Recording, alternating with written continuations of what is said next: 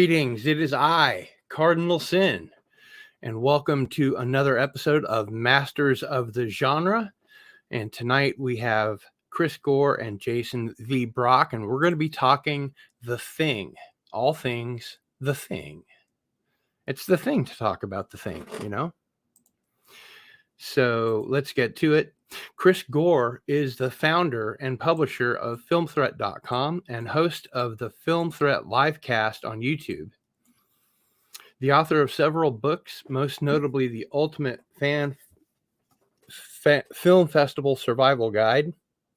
Chris is also a filmmaker, having written and produced My Big Fat Independent Movie and directed Attack of the Doc. Chris has hosted shows on FX, Stars, IFC, and appeared as a regular on G4 TV's Attack of the Show. Jason V. Brock is a critically acclaimed and award-winning writer, editor, artist, composer, and filmmaker. Originally from Charlotte, North Carolina, Brock has traveled expansively, living in Seattle, Los Angeles, and the Portland, Oregon area, but he feels most at home in Europe. He is a liberal and atheist with Hindu and Buddhist leanings. His wife and soulmate, Sonny K. Brock, live with their reptile brood in Vancouver, Washington. Welcome back, my friends, to Masters of the Genre. Hello. Hey, what's happening? Greetings. What's going on? Good to see everyone. We're all ready to pandemic. talk about The Thing? Let's do it. Let's do it. Let's do it. Let's see who we have in the audience here, just to get started. Monkey Jeebus was first in the chat. Hail. Andrew 1234, etc. Hail. Radioactive is here. Mac Mike Mo is here. Hail. Rui Goncalves is here. Greetings. Ari is here. I'm sure he's waiting for the big game tonight. And we have Tex Caliber. Thanks for being here. What's the big game tonight? KU versus TCU basketball. Cool. All right. KU is ranked number 3 and TCU is ranked number 24. And that's all the sports talk there will be tonight. So I wanted to mention that, and great thanks to you, Jason. Our giveaway today is a copy of The Devil's Coattails. Good book. Which is out of print and is, of course, going to be autographed for our lucky winner. And I also wanted to let people know about Frozen Hell, which is about 15,000 words more than Who Goes There, which is the source material for The Thing. And of course, I watched the movie today and got prepared. I didn't have time to watch the sequel, so Jason, we're going to have to rely on you for that. I've watched all of them. I watched everything again this weekend. Watched everything. And reread the story. So wow. I didn't prepare at all.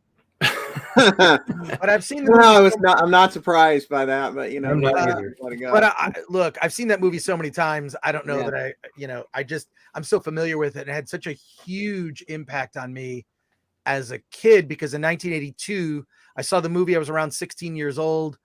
I got a car when I was in high school, not because I wanted to like date girls and be a cool guy. I wanted to go to the movies whenever I wanted to.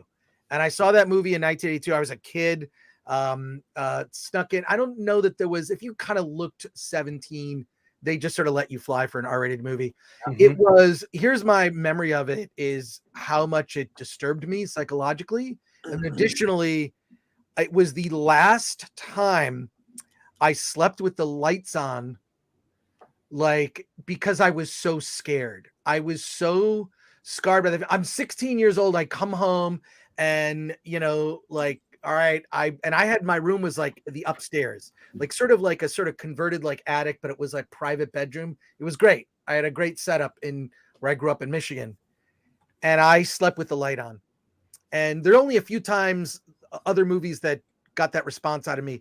The original 1968 Night of the Living Dead, Dawn of the Dead, and the Twilight Zone episode To Serve Man. That also was one that, so not because of the gore and because of the gruesomeness, but because of the psychological, because of the idea.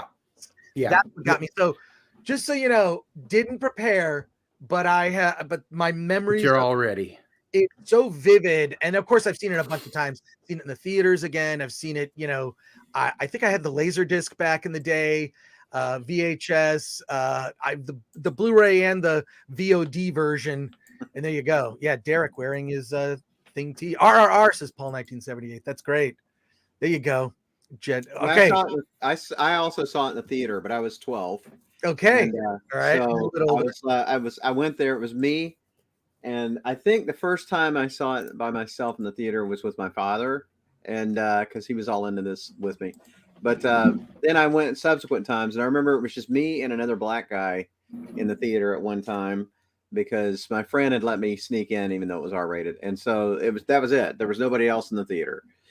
He had a blast. I could hear him like screaming, and I'd already seen it, so I was like, well, I'm glad that he's here, but you know, there should be a lot more people here for this movie, because you know it is fucking excellent, you know. And but it bombed, as we all know, and I know people have that hard to believe now, but you know, it's been well known that it bombed.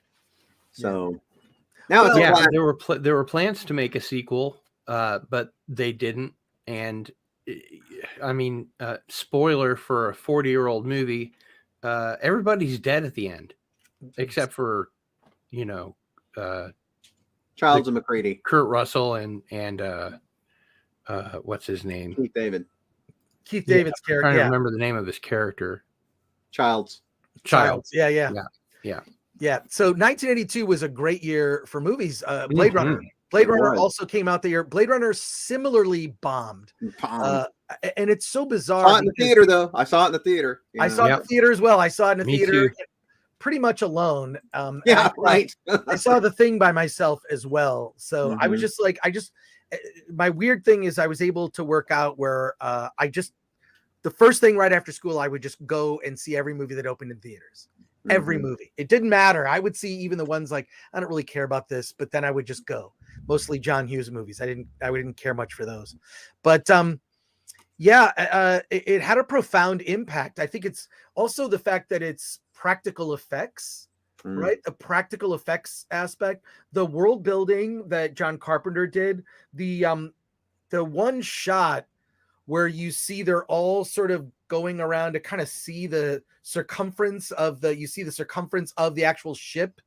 Like that I found really interesting. There were just a lot of really interesting visual ideas, and the nature of the horror. It was unlike anything I had ever seen up to that point. And it's also like, you know, those practical effects, they were just so, and a lot of the practical effects, the reason they worked was not just because the effects were good. It was the cutting. It was how it was cut. It's so cleverly cut. And little stuff like McCready's like hand when he's doing the sort of he's heating up the little hot wire and putting it into the thing with the blood, and he keeps doing it, and there's all this tension. I mean, you can cut the tension with a knife, and so you're not really noticing the fact that it's like, I mean, I've seen that effect broken down. It's like a fake hand. And that's when the sort of thing just sort of springs from it, like a just a bizarre creature slinky thing. It was just, it's the editing that made it. And I think that this is why I think a lot of modern films don't have the same kind of impact on us, is because we're so aware that it's digital. Yep. Everything. Look at like Dungeons and Dragons. Look at every Marvel movie now. There are very few directors that push back and say, we're going to go mostly practical. We're going to go practical on this aspect. Robert Eggers comes to mind. Robert Eggers, Christopher Nolan. There are directors that push back, but it's not that digital effects, you know, aren't effective. It's how they're so overused and so, like, you know, directors, I believe today, a lot of directors that do effects laden movies are lazy. They only think of one thing, on one way of doing it, which is, well, we have an assembly line, a factory, and we're just gonna Mm. do the digital effects this way. That's why I think this movie, that's why we're talking about this movie right now. 40 years later. Yeah. Well, let's back up 1 second, because I did Please. rewatch, the original, because I hadn't seen it in a long time. And I gotta say, the movie really holds up very well. The Howard The Hawks writing, movie, the or writing on it, there Jonathan- was some the John controversy Carpenter about movie. Christian Nyby and Hawks and everything. There's a lot of controversy about who actually finished the film. Kind of a lot of the Spielberg / Toby Hooper situation with Poltergeist. Mhm. But what was interesting about it is I was talking to my wife, Sunny. I was like going, God, the dialogue here is so snappy. The way the actors are so well rehearsed. It's almost like Aaron Sorkin could have written this, because of the way they're boom, boom, boom. And they seem have a lot of camaraderie, the actors and stuff. So that was very natural. And I bet that was kind of something I think Carpenter was trying to go for, a little more low key, but like a very natural kind of gritty, lived in kind of aesthetic, which by the time The Thing was released, Alien had really established that in the genre, as we have properly. But the first movie is really pretty good. It holds up very well, I thought, considering it's from like what, It's just not as devoted to the original source material as the Carpenter film. No. And I want to say one thing about that. The reason I sent you that image of the Rocket Ride books, it's by a guy I know named Anthony Rotolo. He's the publisher, but Rocket Ride books, they reissued Who Goes There. This was I want to say like 4 or 5 years ago now. And he reprinted the screenplay done by William F. Nolan. This is interesting as hell. Bill Nolan, who is my good friend, as you know, from the last time. Sure. Bill actually was approached in 1978 to do a treatment of The Thing. And it's The Thing that eventually became Carpenter's The Thing. Wow. And that so would have been interesting. Yeah, so Rocket Ride talks all about this. And Nolan wrote a long introduction about how this happened and how Mentor Hubner was involved and, early on. And then things fell apart again, and then Carpenter had to put it back together. So what they did is they took Nolan's script, which followed the book, the story very closely, and Bill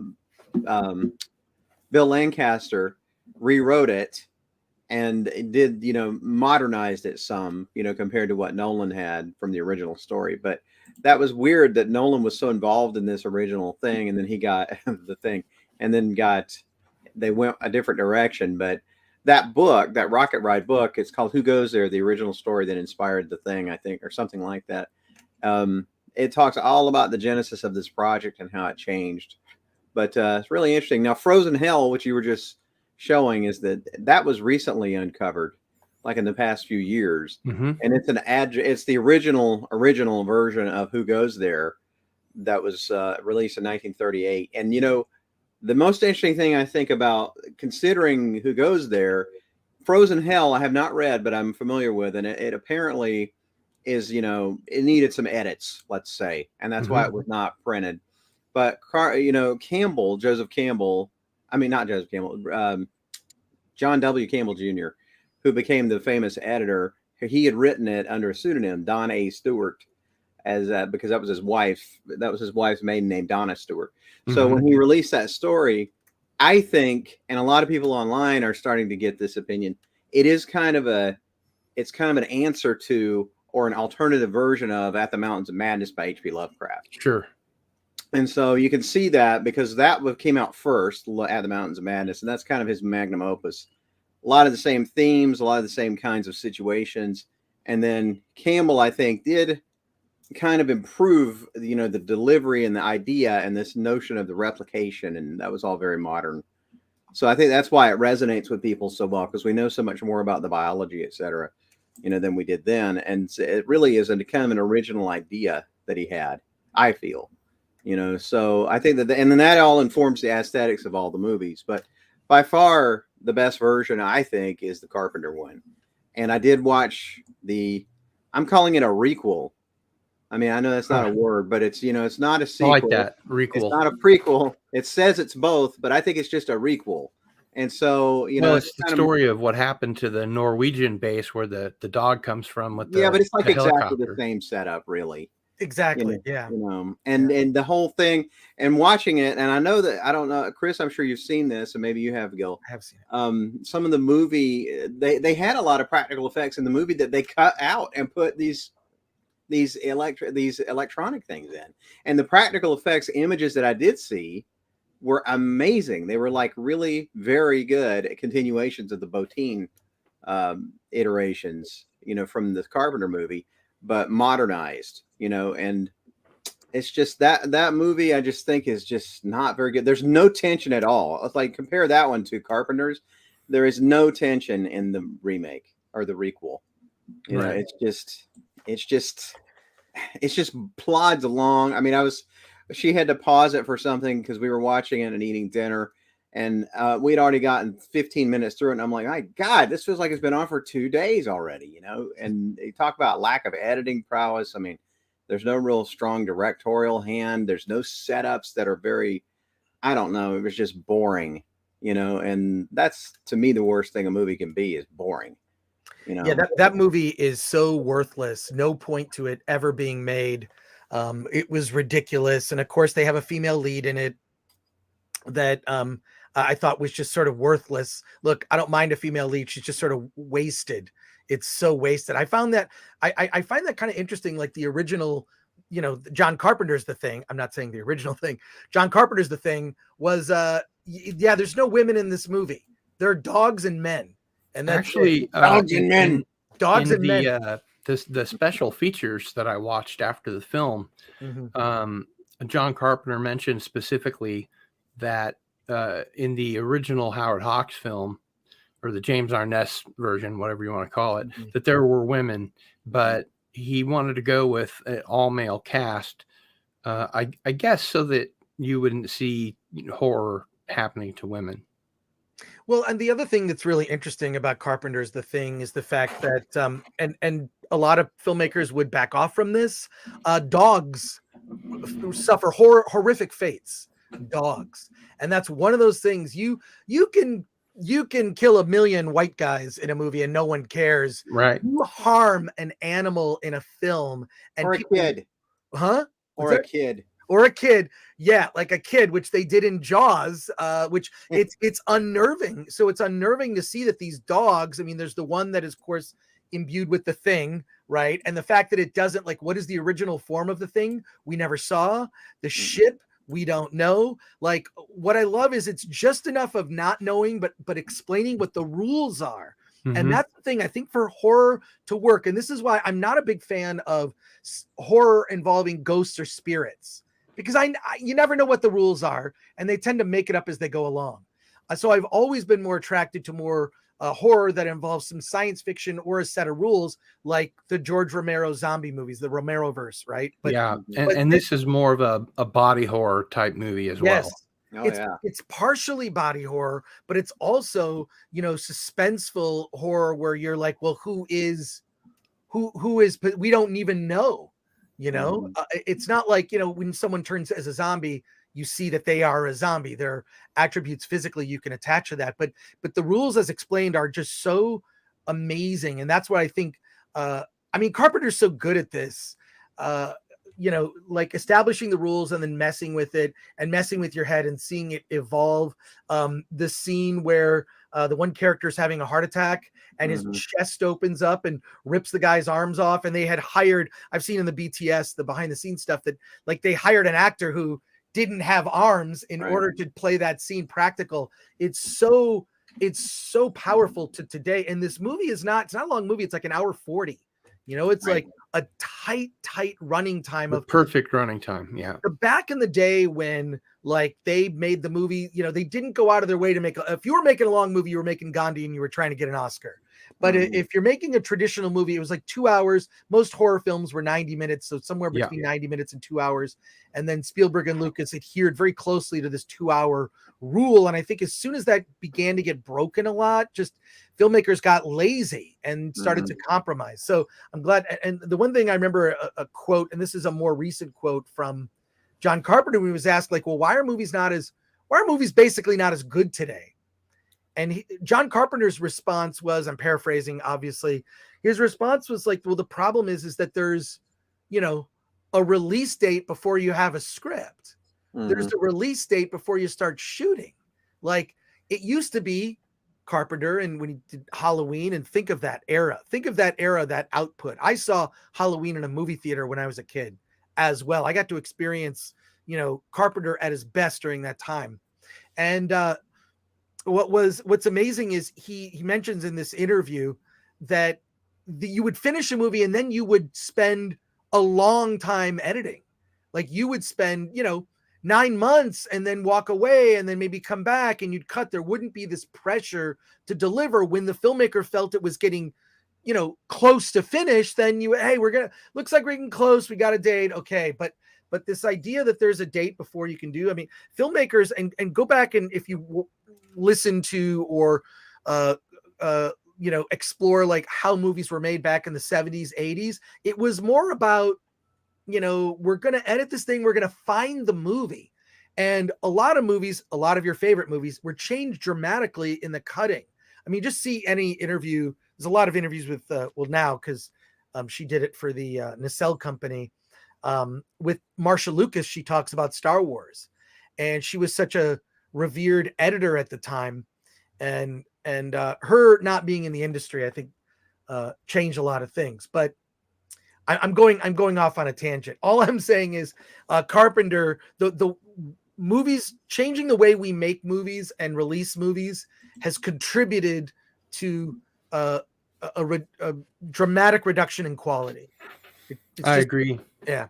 And one of the reasons why the script was so tight was because they had such awful weather up in British Columbia that they had to suspend the film for a little while. And so Carpenter got to, write more. He got to edit more. And so revision after revision, he just got the tightest script possible. And other than the music, which I want to talk about in a minute, I thought that the practical effects were great. Again, on the extras, almost killed Rob Botino. We saw the woman that created the flying saucer, and she was talking about all the lights that go around. Like there's like 111 lights. I love that flying saucer. Mm-hmm. Well, back then you had, the Enterprise on Star Trek, the slow motion picture. That one was also really a big, kind of where Nomad has gone before.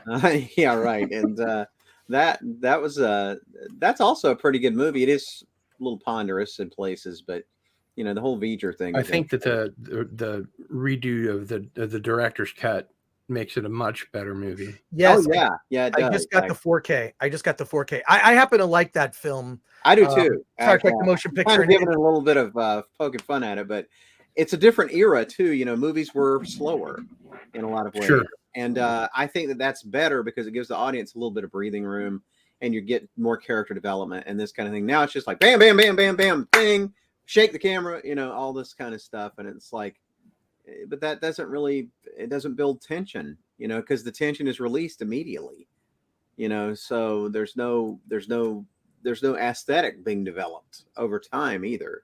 As a result of that, it's all kind of the same repetitive hits, like, I don't know, I guess it's like meth versus heroin or something.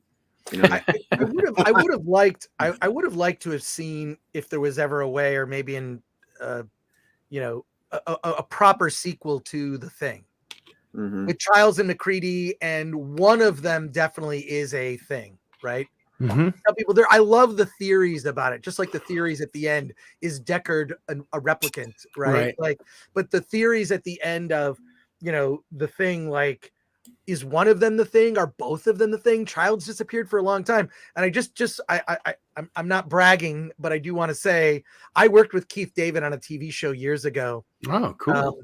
I worked with him on a show called Ultimate Film Fanatic, which was on IFC. It was a competitive game show for movie nerds, and he was one of the judges. It was him, Henry Rollins, and Tracy Lords. So I worked with him for a couple weeks on the show, and it was great. I mean, at every point, I'm just, oh my God, it's Keith David from The Thing. And I saw him recently. There was a DVD release party for Nope, and he was there, and I got a picture with him. And just got to say what a pleasure it was to work with him. I don't know that he actually remembered me, but he was walking with a cane. He's looking a little older, but what a class act that guy, Keith David. And I've always found it funny that Keith David always got mixed up with David Keith. I do that. God, I do that. I have They dyslexia don't look anyway. alike. They don't I know, look but I alike. have dyslexia, and the thing is, you know, I am always like, oh, God, I'm 50% chance I'm going to say it wrong half the time, but you know, but both good actors, you know, Yeah, I mean, for both sure. real different, you know, but kind of the same era, you know. So Yeah, true. if you were there watching movies like Brubaker and stuff like that, like I was, you know, you remember Keith David and David Keith. You know, but you remember David Keith is in Brubaker and Keith David is in The Thing, and you know, it's like, oh my God, the names are just, they mess me up, man. And But I like both of them. Yeah, same here. And I wonder if those are even their real names, because SAG has some weird rule Right. where you can't be a working actor for SAG and have the same name as some other actor who Yes. worked for SAG. So a lot of actors that you're familiar with, their names are slightly different. Michael B. Jordan. Yeah, exactly. You know, isn't Michael Keaton's name not Michael Keaton? It's Michael Douglas. It's Michael Douglas. Michael Keaton's right. real name. Yeah. But They you have couldn't to have change that their name. names if there's actors already in SAG with that same name. That's exactly right. So it's a lot of people think, oh, people change their name in Hollywood to as a persona. It's like, nope, it's a weird SAG rule. And I get it. Like, if you're going to build stars and you're going to build name recognition as an actor, your name should be unique to you. So I like the idea that like some actors will take their middle name, make it their first or last name, whatever. John Stewart. Yeah, things like that. It's interesting. It's a lot of people don't realize that his name is John Stewart Leibowitz. Oh wow. But this the star movie, era is over. There's no more stars. No, well, that's true. I mean, Harrison Ford is still around. He's 80. Tom Cruise, Brad Cruise. Pitt. He's 80. No, he's not 80. I'd But, say that it's No, a he short is 80. It's a short list. It's probably Tom less. Cruise isn't 80. No. But it's there. I mean, what? There may be 10 stars. People you could argue. Yeah, but it's all about the franchise now, man. I mean, that's all it is. I mean, at this current era, it's all about the which superhero or whatever kind of thing. And I'm a very anti-superhero movie guy. Sorry. Mm-hmm. And but there's a few that have been okay. But like I actually kind of liked Hancock, but you know, it was a little bit different. And I actually used to manage a comic book store as a teenager, and I fucking hated. Sorry, I swore there. I fucking hated. Did it again. Like superhero comics. I was all up into Swamp Thing and, you know, 4 AD, you know, I mean, 2000 AD comics and stuff like that. A lot of this British stuff that was more interesting than just the stuff that was going on with the Teen Titans and all that. That never appealed to me. I like some of the artists and, you know, that kind of thing, but I never got into this superhero thing. And what's weird now is the kids today watching these movies, they really don't have any superhero comic book recollection. You know, they have motion picture recollections that are iterative of the comics. So it's like a mannerist sort of thing that's been watered down a lot. And so they just see these super action oriented films, but they don't really have no experience reading the comics because a lot of them aren't out anymore, you know, or they're hard to find. It used to be you could go to a comic book store anywhere, you know, and they were everywhere. And it was like the third most popular collecting hobby in the country. I collected an embarrassingly large amount of comics. Well, some of them were really good. I mean, I collected Swamp Thing and, you know, House of Mystery and things like that, but mainly because I like Bernie Wrightson and people like that. Praise Bernie Wrightson. Artists. Oh, yeah. With Wrightson, of course, he's a fantastic, but, you know, and there was a lot of great ones, you know. I mean, I'm a big old EC Comics fan, you know, so I love all those guys like Jack Davis and Wally Wood and Graham Ingalls. But all that stuff is real different than what came in the 70s, some of which did tackle more modern issues and stuff, which is good.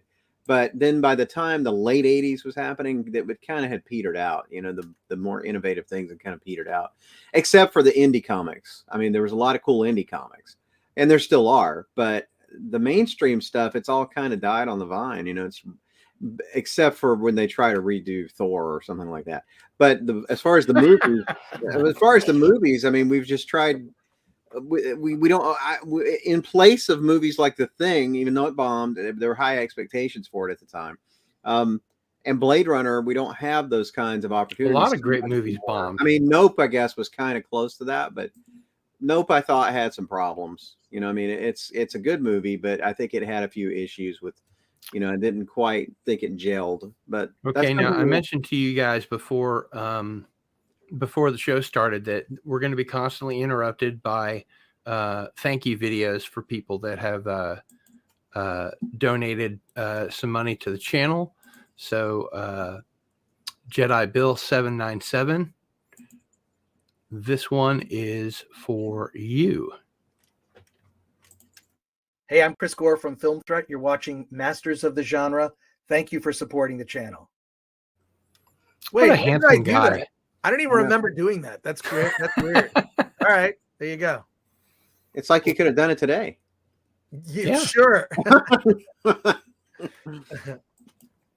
Well, I think that, I don't know. I think that the thing to me when I saw it in the theater, and I don't know if you felt this way, Chris, I felt like it was a stone cold fucking classic right away. You know, a la like Escape from New York or any of the other ones that I had seen. I was like, man, this is fucking rad. You know, and even though Carpenter has had some things that were not as good in that later era, but his really peak time was quite good. And he was also surrounded by Confederates that were also doing incredible work, like David Cronenberg and Romero, you know, and Dan O'Bannon, you know, people who was writing a lot of stuff. So, and of course they were connected at one time, but, you know, there was a lot of really, really good directors doing things, you know, in that era. And it seemed like even though they were doing a lot of indie stuff as far as financing, they were still able to get it in the theaters, you know? So Jason, I felt the same way as you when I saw it. I thought this movie was amazing. And of course, here I am, this 16-year-old kid who can drive. So but I'm driving every weekend to like, not just theaters where I would see movies like The Thing that were brand new, but I was going to a theater in Detroit at the time. It was called the Punch and Judy, which was a repertory theater where I would see movies like, you know, a James Dean marathon, which is 3 movies. Basically, it's 3 movies. Right. And then they would do like John Waters. They'd show Pink Flamingos, Rocky Horror Picture Show. Well, you know, HUD is really long. Yeah. Let me interrupt. Well, no, HUD is Paul Williams. Isn't that a different? That's a different. Wait, no, you're talking about Giant is the Giant is wrong. Yeah, Giant is really. I just want to interrupt briefly because the Lost Tales has made a $5 super chat. Thank you very much, and says Chris Gore doesn't remember because that's a Chris Gore clone. Wake up, people! It could be a clone. I just. It's very fitting that it would be a clone on this particular topic. It's perfect. So once again, The Lost Tales, this video is for you. Hi, I'm Mark Scott Zickrey, and you are watching Masters of the Genre. Thanks for supporting the channel. All right, as you were.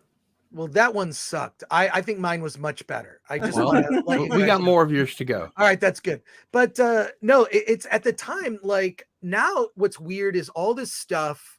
And this is going to sound like old man yells at cloud, but please do it. Do it. I'm doing it.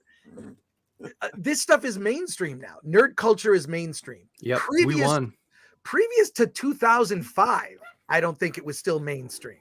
Like it took a while. Yes, there was a dedicated fan base for Star Trek: The Next Generation. Yes, there were dedicated fan bases to genre things, but they were limited. Now I see a Marvel movie, like I just saw Ant-Man in Burbank. It's a packed audience on a Thursday night. I don't think they'll be back. Hey Shucksy, good to hear from you. Yell at that cloud. It's you know, stay off my lawn. John Feeder, keep off my grass. But it's Get off weird. My land. It's all mainstream now. Maybe, I don't know if that means it feels less special. I actually like the fact you can have these conversations, but not the kind of detailed conversation that we're having here. Interestingly, before we went live, I felt guilty that I didn't rewatch the movie. Prep.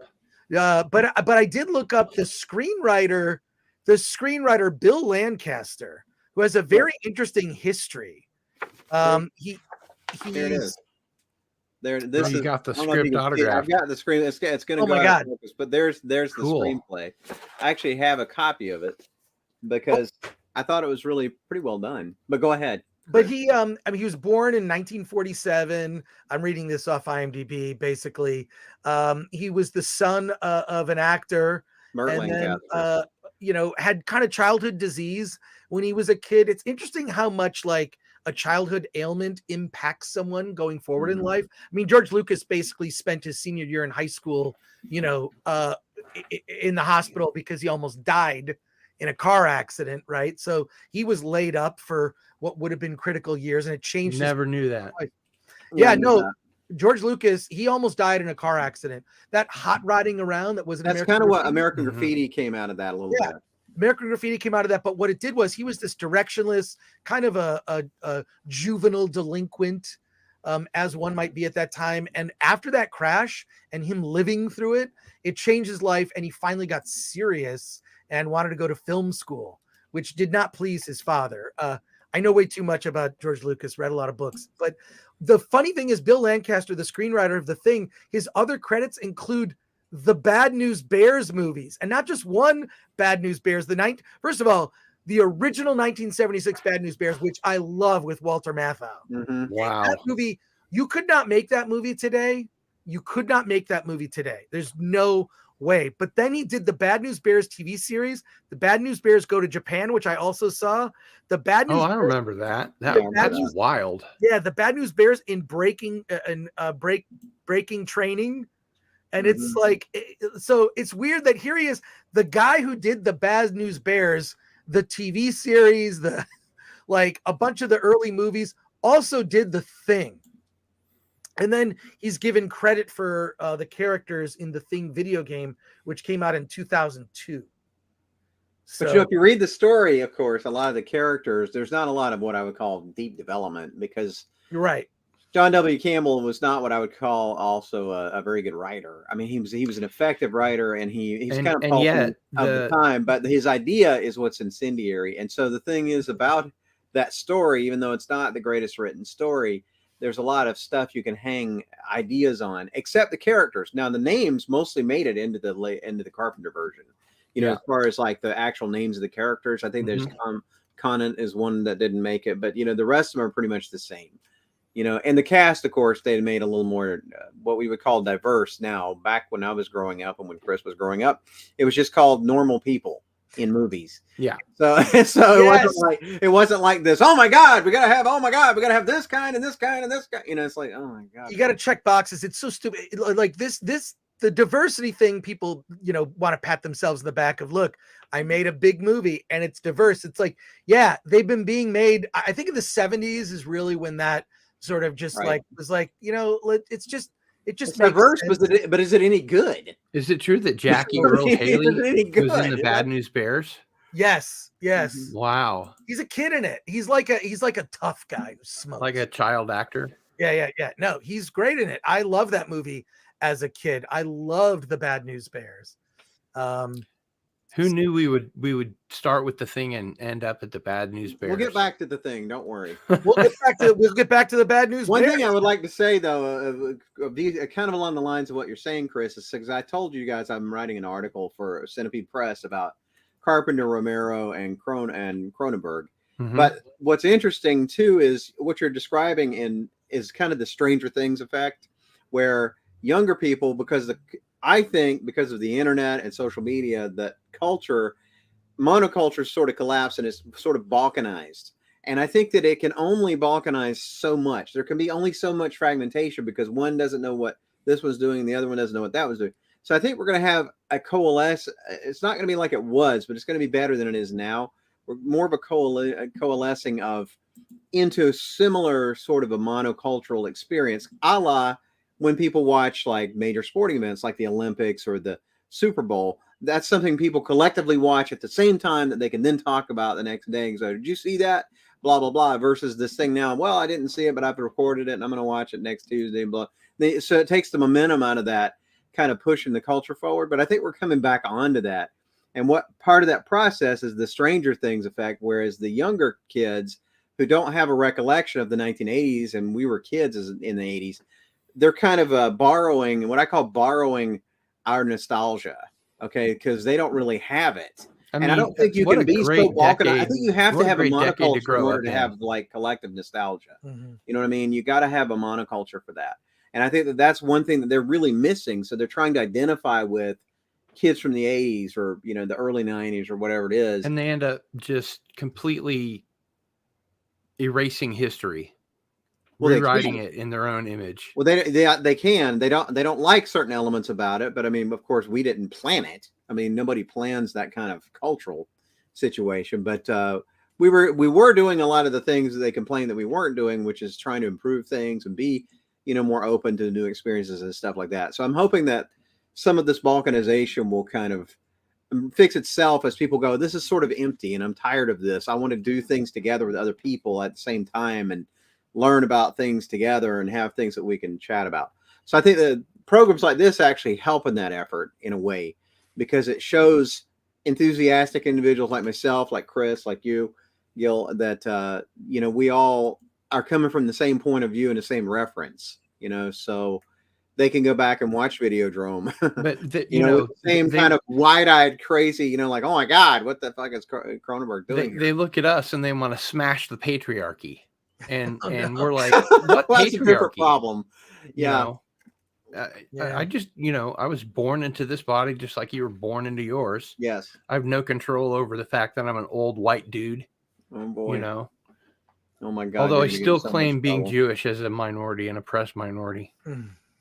Well, you're going to get in a lot of trouble, Gil. Yeah, I know. I just mentioned the wrong thing. No, it's fine. YouTube. I think it's fine to discuss. However, it is appropriate in a way to sort of discuss that sort of sociological phenomenon, whereas people are splitting, you know, what a person is into these intersectional constituents. And the thing doesn't give a fuck about that. It just absorbs everybody equally and says, fuck y'all, I'm taking this bitch over. And that's kind of, it's kind of like the anti version of that. You know what I mean? In a way. Are you trying to get me demonetized, Jason? No, I'm sorry, but you know, you got to say some things. And Ari says we are the nerdiarchy. Yeah, well, that's true. Or the nerderati. The nerderati. I love it. Yeah, I love it. Nerderati. That's great. I work with a lot of nerds, not just you and Chris. Yeah, you know, well, but like you know, like I was seeing in your opening, you know, I just interviewed Greg Bear. It was probably his last interview actually, and it was several months ago, you know, and before he even got sick. And I didn't know he was sick. He died. Oh my God. Yeah. So Greg, we were friends with Greg and Astrid, and also I just interviewed like a bunch of other people. I'm hoping to interview like Pete Atkins soon. He's a friend of mine, so it's kind of weird to interview him. I've done it one other time, but you know, interviewing him, since there's a lot of interest in Hellraiser and stuff like that right now, and Wishmaster and all that, because those anniversaries are coming up, and people again are writing this sort of nostalgic 1980s sort of vibe, you know, and it seems to have a lot of legs. I don't know. Have you noticed that, Chris? Yeah, I mean, look at the success of Stranger Things, and look at the you know, the movie that we're talking about now, and it, you know, in the same breath we can mention movies like Tron. We can you know, not Tron, like that movie, it was expected to do a lot better. It kind of tanked, I think, because the knowledge it had of technology. A great story. It was really engaging. The characters made sense, and the sequel, you know, the only thing I can say for the sequel is that I really enjoyed Michael Sheen's David Bowie impersonation. Yeah, I was not a fan of the Tron Legacy. I'm not a fan of it. The original Tron is like Wizard of Oz, right? Like, did it happen? Did it really happen? Maybe it did. I don't know. It makes no sense. But also, I think my dad at the time worked in computers at the time that Tron came out, and he used to bring home punch cards back in the day that I would. Oh yeah, my dad was a computer science professor at KU for 50 years. I had all the punch cards I could possibly want. He would bring home boxes of them because they were just going to throw them away. It's like you can color on these and draw on them or make something out of it. So I would get creative with those punch cards. But the point is that my dad loved the movie Tron. He loved it because he knew what everything was a reference to. He knew what a byte was. He knew what RAM was a reference to, the character RAM. Like all the I saw it with my dad, and he said, I know all of this stuff. Right, the MCP, all of those things, master control program, like, or what a program was. Oh my God. The problem is the knowledge of what technology and how it worked and those things were not common back in the 80s, the early 80s when Tron first came out. So because those were not common terms, people were like, what is this? A weird light people in another universe? I don't get it, because those things were not commonly known. Now they redo Tron later, where people understand what pirating software is. They don't mention a lick of that. They don't mention what they could have done with Tron Legacy. I think Tron Legacy is a huge missed opportunity. They could have literally had pirates in the Tron world based on, pirating things. They could have expanded on the idea that more people have an understanding of technology. They understand what an avatar is. They understand what a social media profile, or like they just, just because we have all these devices, these black mirrors we hold in our hands, right, that we're slaves to, there could have been a way to utilize that, metaphorically speaking, in a new Tron type of film. And they did none of that.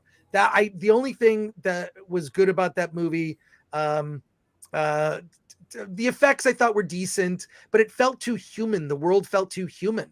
I missed Sark. Yeah, I missed Sark. I missed like an animated, I like the MCP. I like there were just so many things about the original Tron that now people understand, but that era was so interesting in terms of its, not just its creativity, but it's that this stuff was still, they were taking risks, right? We live at a time where there are not only so many television shows that are genre related, sci-fi, fantasy, horror, animation, if you include all the streaming services, every month there's a couple genre movies coming out, some of them tentpoles, some of them not. But we live in an era where we're kind of spoiled with this stuff. And back then it was like, oh my God, this year, 82 was a big year, because Star Trek II, The Wrath of Khan came out. Now that one was actually a hit. That one was very popular. Star Trek II, if you recall, in 1982. And a lot of other movies that came out around that same era, The Black Hole, Krull. Got them both in 4K. Excalibur. I just watched Excalibur 3 nights ago. Fucking Excalibur is rad. The remaster of Excalibur is exquisite. So John Borman's a great director, though.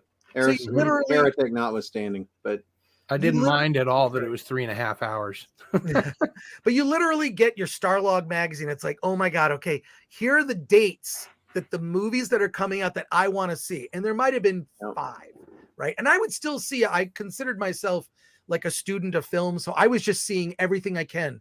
Historical films, films like I've seen in the theater probably 5 times. The General, starring Buster Keaton. That movie is an achievement. It's, Liam Neeson. He's so good. He was also in Excalibur. Yeah. And so was Gabriel Byrne, and so was and Picard. Patrick Stewart. They're like real early roles for them. Hey, I see a lot of Film Threat peeps in the chat. So Lord Thoth, I see you. Shucksy. It's actually pronounced Lord Thoth. Is it Thoth? Thoth.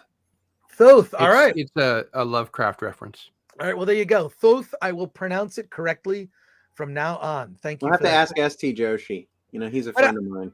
I didn't mean to. Oh yeah, Helen Mirren in Excalibur. But I didn't mean to go off on a tangent. I'm just trying to paint a picture of the era that these films were made in. Were made at a time where it was more difficult to do this, but there were fewer corporate overlords. This was actually Carpenter's first studio film. He was basically asked by Universal if he would direct the film, and this was just coming off of Escape from New York. Yeah, what I mean by that is corporate overlords in terms of middle management messing with the marketing or requests of the cat. Like you kind of made these movies in a vacuum, and then like, well, hope they do well. Movies weren't even The Lost Tales. I lurk on Film Threat streams. Lurk away. Carpenter did get a chance to kind of redeem himself a little bit in the corporate sphere as far as that went with Starman, which actually plays with some of the same themes of like identity, as the Thing does, but in a much more, I guess, palatable for normies. Something that I just thought of that I hadn't realized until you just said that was that Resident Alien is almost the exact same premise as Starman. Interesting. Interesting. I love that show. That's a great Also, show. you know, another thing that's interesting, I got to ask you about this one scene in The Thing, Carpenter's The Thing, Chris, and see if you've noticed this. Maybe you have too, Gil. You know, they're trying to sort out who's who and what's what and who's a thing and who's not a thing and all that shit. And so they do that slow pan around, you know, where they're all standing outside talking about it. And like a hockey team. Yeah, like a hockey team. And that's a great scene. But you know what I noticed about that is everyone whose face is covered is the creature. And everyone whose face is not covered is a human. I didn't notice that. It's true. It is fucking true. And that means McCready and Childs are both human at the end. Because it holds up all the way through. From that point on, it holds up. Every person who's a thing dies or comes out as a thing. And every person whose face is uncovered is a human who dies, except for those two. And I think it was a pretty brave So rewatch choice. that and you'll see what I'm talking about. And you'll go, fuck, that is really an interesting tip off to that. You know, spoilers if you haven't seen it, you know, fucking about time. Hey, 40 years. Come on. So, you know. Yeah. It's been 40 years. I think The thing really is a Come on, study you know. in paranoia. I don't think it matters who the thing is, but I find it interesting if it's Childs that Blair got out of the shed to work on the ship with a very well-built tunnel from the helicopter parts he destroyed along with the radio room and the snow mover. Yeah, we don't know what tools he may have been using to build that elaborate tunnel. But that's the thing is there's so many unanswered questions or loose ends to that film that first of all, I'm glad they never made a direct follow-up to that. But I would love to see maybe a comic book or a short story or something that would take it like, because the logical conclusion is that they need to find a way to make sure that this never gets to civilization. If this leaks to civilization, it's over because it'll consume humankind so quickly within 27,000 hours. Yeah, it'll be like It'll be like COVID. Like COVID or like Invasion of the Body Snatchers, you know, which the various versions you can debate or whatever. I just like the concept of Invasion of the Body Snatchers. I don't know that there's a definitive one. My favorite's probably the one with Donald Sutherland. But that's a really good movie. It is. Yeah, exactly. Exactly. But it's you brought up, Jason, I think you brought up the music and we didn't quite finish with that. Gil did, but yeah, I like the music too. You know, it's a very Ennio Morricone. Music. It is Ennio Morricone's. It is Ennio Morricone, yeah. But it's very Carpenter-esque. And my wife says, well, maybe Morricone. And I want to say this was actually Morricone's, like one of his last. I'm sure they collaborated. And I wonder if Carpenter had a hand in kind of finishing it up or doing. Morricone was pretty old by then. I think it's absolutely the case. I mean, it's a very effective score. It's classic kind of Carpenter-esque score. Yeah, the 4K 5.1 surround really showed me how good the music was in this movie. I think it's the most staid of all of Carpenter's soundtracks, with the main music in front and the sort of tension building paranoiac music in back with echoes of the notes, you know, in the back. It's just chilling. Really good music, and it knows when to shut up. Yeah, which is something that movies have a big problem with these days. Yes, the problem is most movies these days are wall-to-wall score, like Ant-Man. It's pretty much wall-to-wall score telling you how to feel about something, rather than like allowing you to feel it, and then the music enhances it. I wrote an entire article about this very thing. Really? It's a pet peeve of mine. It's always trying to direct you and lead you into a certain emotional space. And I don't want it to do that. I want to let the movie unfold and decide for myself the kind of the things. Now, if you need a little bit of a hint of something like Jaws, say, you know, as a classic example, that's fine. But, you know, we don't need to be bludgeoned over the head with this. It's either like intense music, or sometimes in the 80s, they got carried away with the song right in the middle of it and they do a montage under it, you know, and then even this Rocky thing had where a there's montage. every minute of the movie has some kind of sound or music to it. And sometimes I want just silence. Nothingness, because that's how you build. This movie does such a great job of that. You know, it's like playing rhythm guitar. It's knowing when not to play. You know, knowing where the spaces go. All of Carpenter's movies handle music pretty well. So does Scorsese. You know, there are some directors that are just very good at using music to a greater or lesser extent. You know, and I think that my favorite Carpenter score, I think, is The Fog. But, I think that, there's a lot to recommend Escape from New York and a lot to recommend, of course, Halloween and, Assault on Precinct 13. I mean, there's a lot of his that are very effective, I actually saw Assault on Precinct 13 in 4K for the first time about a month ago. And I was really surprised at how good it was. I know it's like a precursor to Escape from New York. Exactly. I mean, it's so low budget. It's unbelievable. It's like a black box play, basically. It's like Austin Stoker was going to be, kind of the Kurt Russell character or something, like a big action star, which I know we're not going to talk about They Live right now because we might be talking about it later, but it also uses music well. And I thought Rowdy Roddy was good, so I actually am doing I just did an anthology and it has 8 o'clock in the morning in the book. Okay. And the name of the anthology is Future Weird. So it fits in with the theme, but I got to know, I got to know Ray pretty well, the guy that wrote it. Well, that's cool. First of all, I know we're not going to talk about They Live, but real quick, I think there's a reason they're not remaking that movie or rebooting it now. I think there's a really specific reason. I think it's way too, if you watch They Live, it's so close to like current events. But take the political party out of it. Take that out of it. More than you realize. More than you realize. It's about exposing the frauds for who they are and what they are. And the thing that struck me too was the homeless scenes of homeless. I mean, look, driving through downtown Los Angeles now is a nightmare. It is the camps of homeless people from The Thing, or excuse me, from They Live. It's right.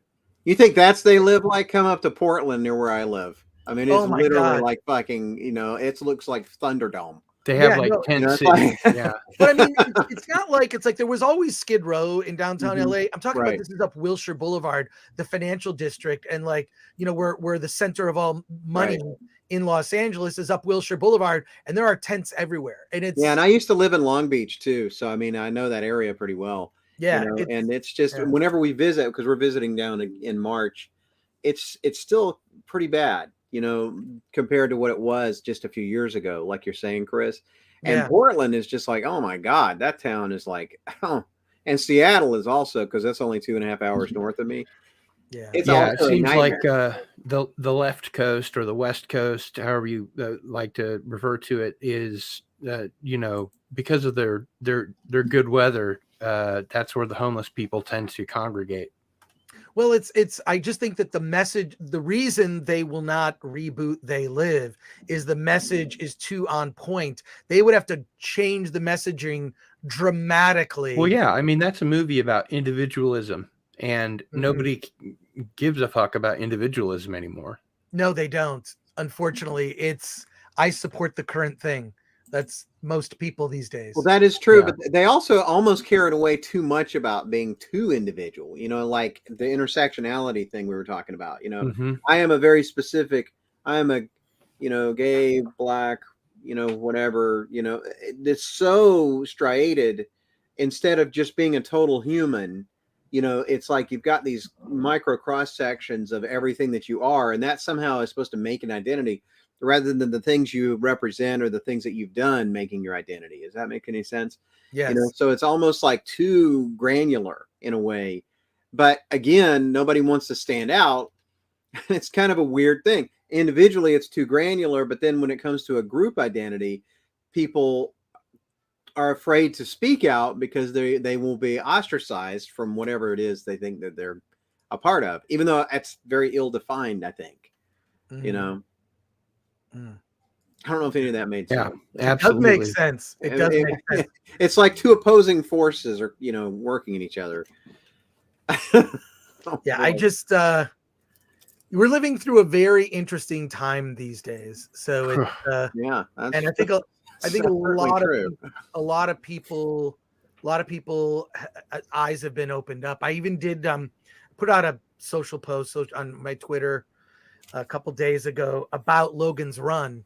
The first line of the movie Logan's Run, which was "Wake up." That's the first line of the movie with Logan trying to wake up the little baby. Logan 6, little baby Logan 6. I've got to go Right. read that, Chris, because Logan, there's a lot going to be happening with Logan soon. And so, Oh, really? oh, yeah. Anything you can divulge? Oh, I could. And some of it's actually related to They Live, but, to the reboot of it, because there's some of the same people involved in both of them. They're But, remaking They Live? They want to. Oh, But God. can I don't think they'll be able to do it. I honestly think you're going to get notes from the studio that are going to be very... I say remaster it. It's already been remastered, and put it in the theaters. It's just fine as it is. Right. They'll never do that, but it wouldn't cost a dime. Except the fight scene. I don't know if people will be ready for that. That's such an awesome fight scene. I've never It's one of the heard so longest much fight scenes in bass. cinema history, actually. Yeah, I've never heard so much bass. I think in they a actually got fight. pretty injured too, both of them. Well, I wouldn't be surprised. That scene was 20 minutes long. It probably took 2 weeks to film. No, we're not going to talk about that. Next item, because we got to save that. That's too much to. All right, so They Live. Is it going to be John Cena or The Rock who is going to play? The Rock wants to play the Rowdy Roddy character because he says that's the character that got him interested in being an actor. Is that Roddy Piper was doing this? And when I got to know, Ray Faraday Nelson, the guy who wrote it, he told me a lot of really wild stories about the making of They Live, which I can tell you some of that. Ray passed away recently, but he was an interesting guy. Hold on to it because I think we're going to do They Live on our next one, right? That's fine with me. I would love to. If Chris? Is up for it. Sure. All right. And this time you'll watch the movie, right? Yeah, sure. Why not? He's got the movie memorized, I'm sure. Yeah. If he's a true aficionado of the 80s like I am, of that era, he knows Carpenter and Cronenberg and all that inside out. I loved that film. It was so we'll talk about it when we do. But They Live was another one. Like, oh my God, like the concept of it was so cool. Also, I think Videodrome is one that should be discussed at some point. Absolutely. Let's put it on the menu. Those are all from that era too. That's what's interesting. I love Cronenberg. Those iconic movies. Someone should do one of those augmented reality apps, but with like a They Live.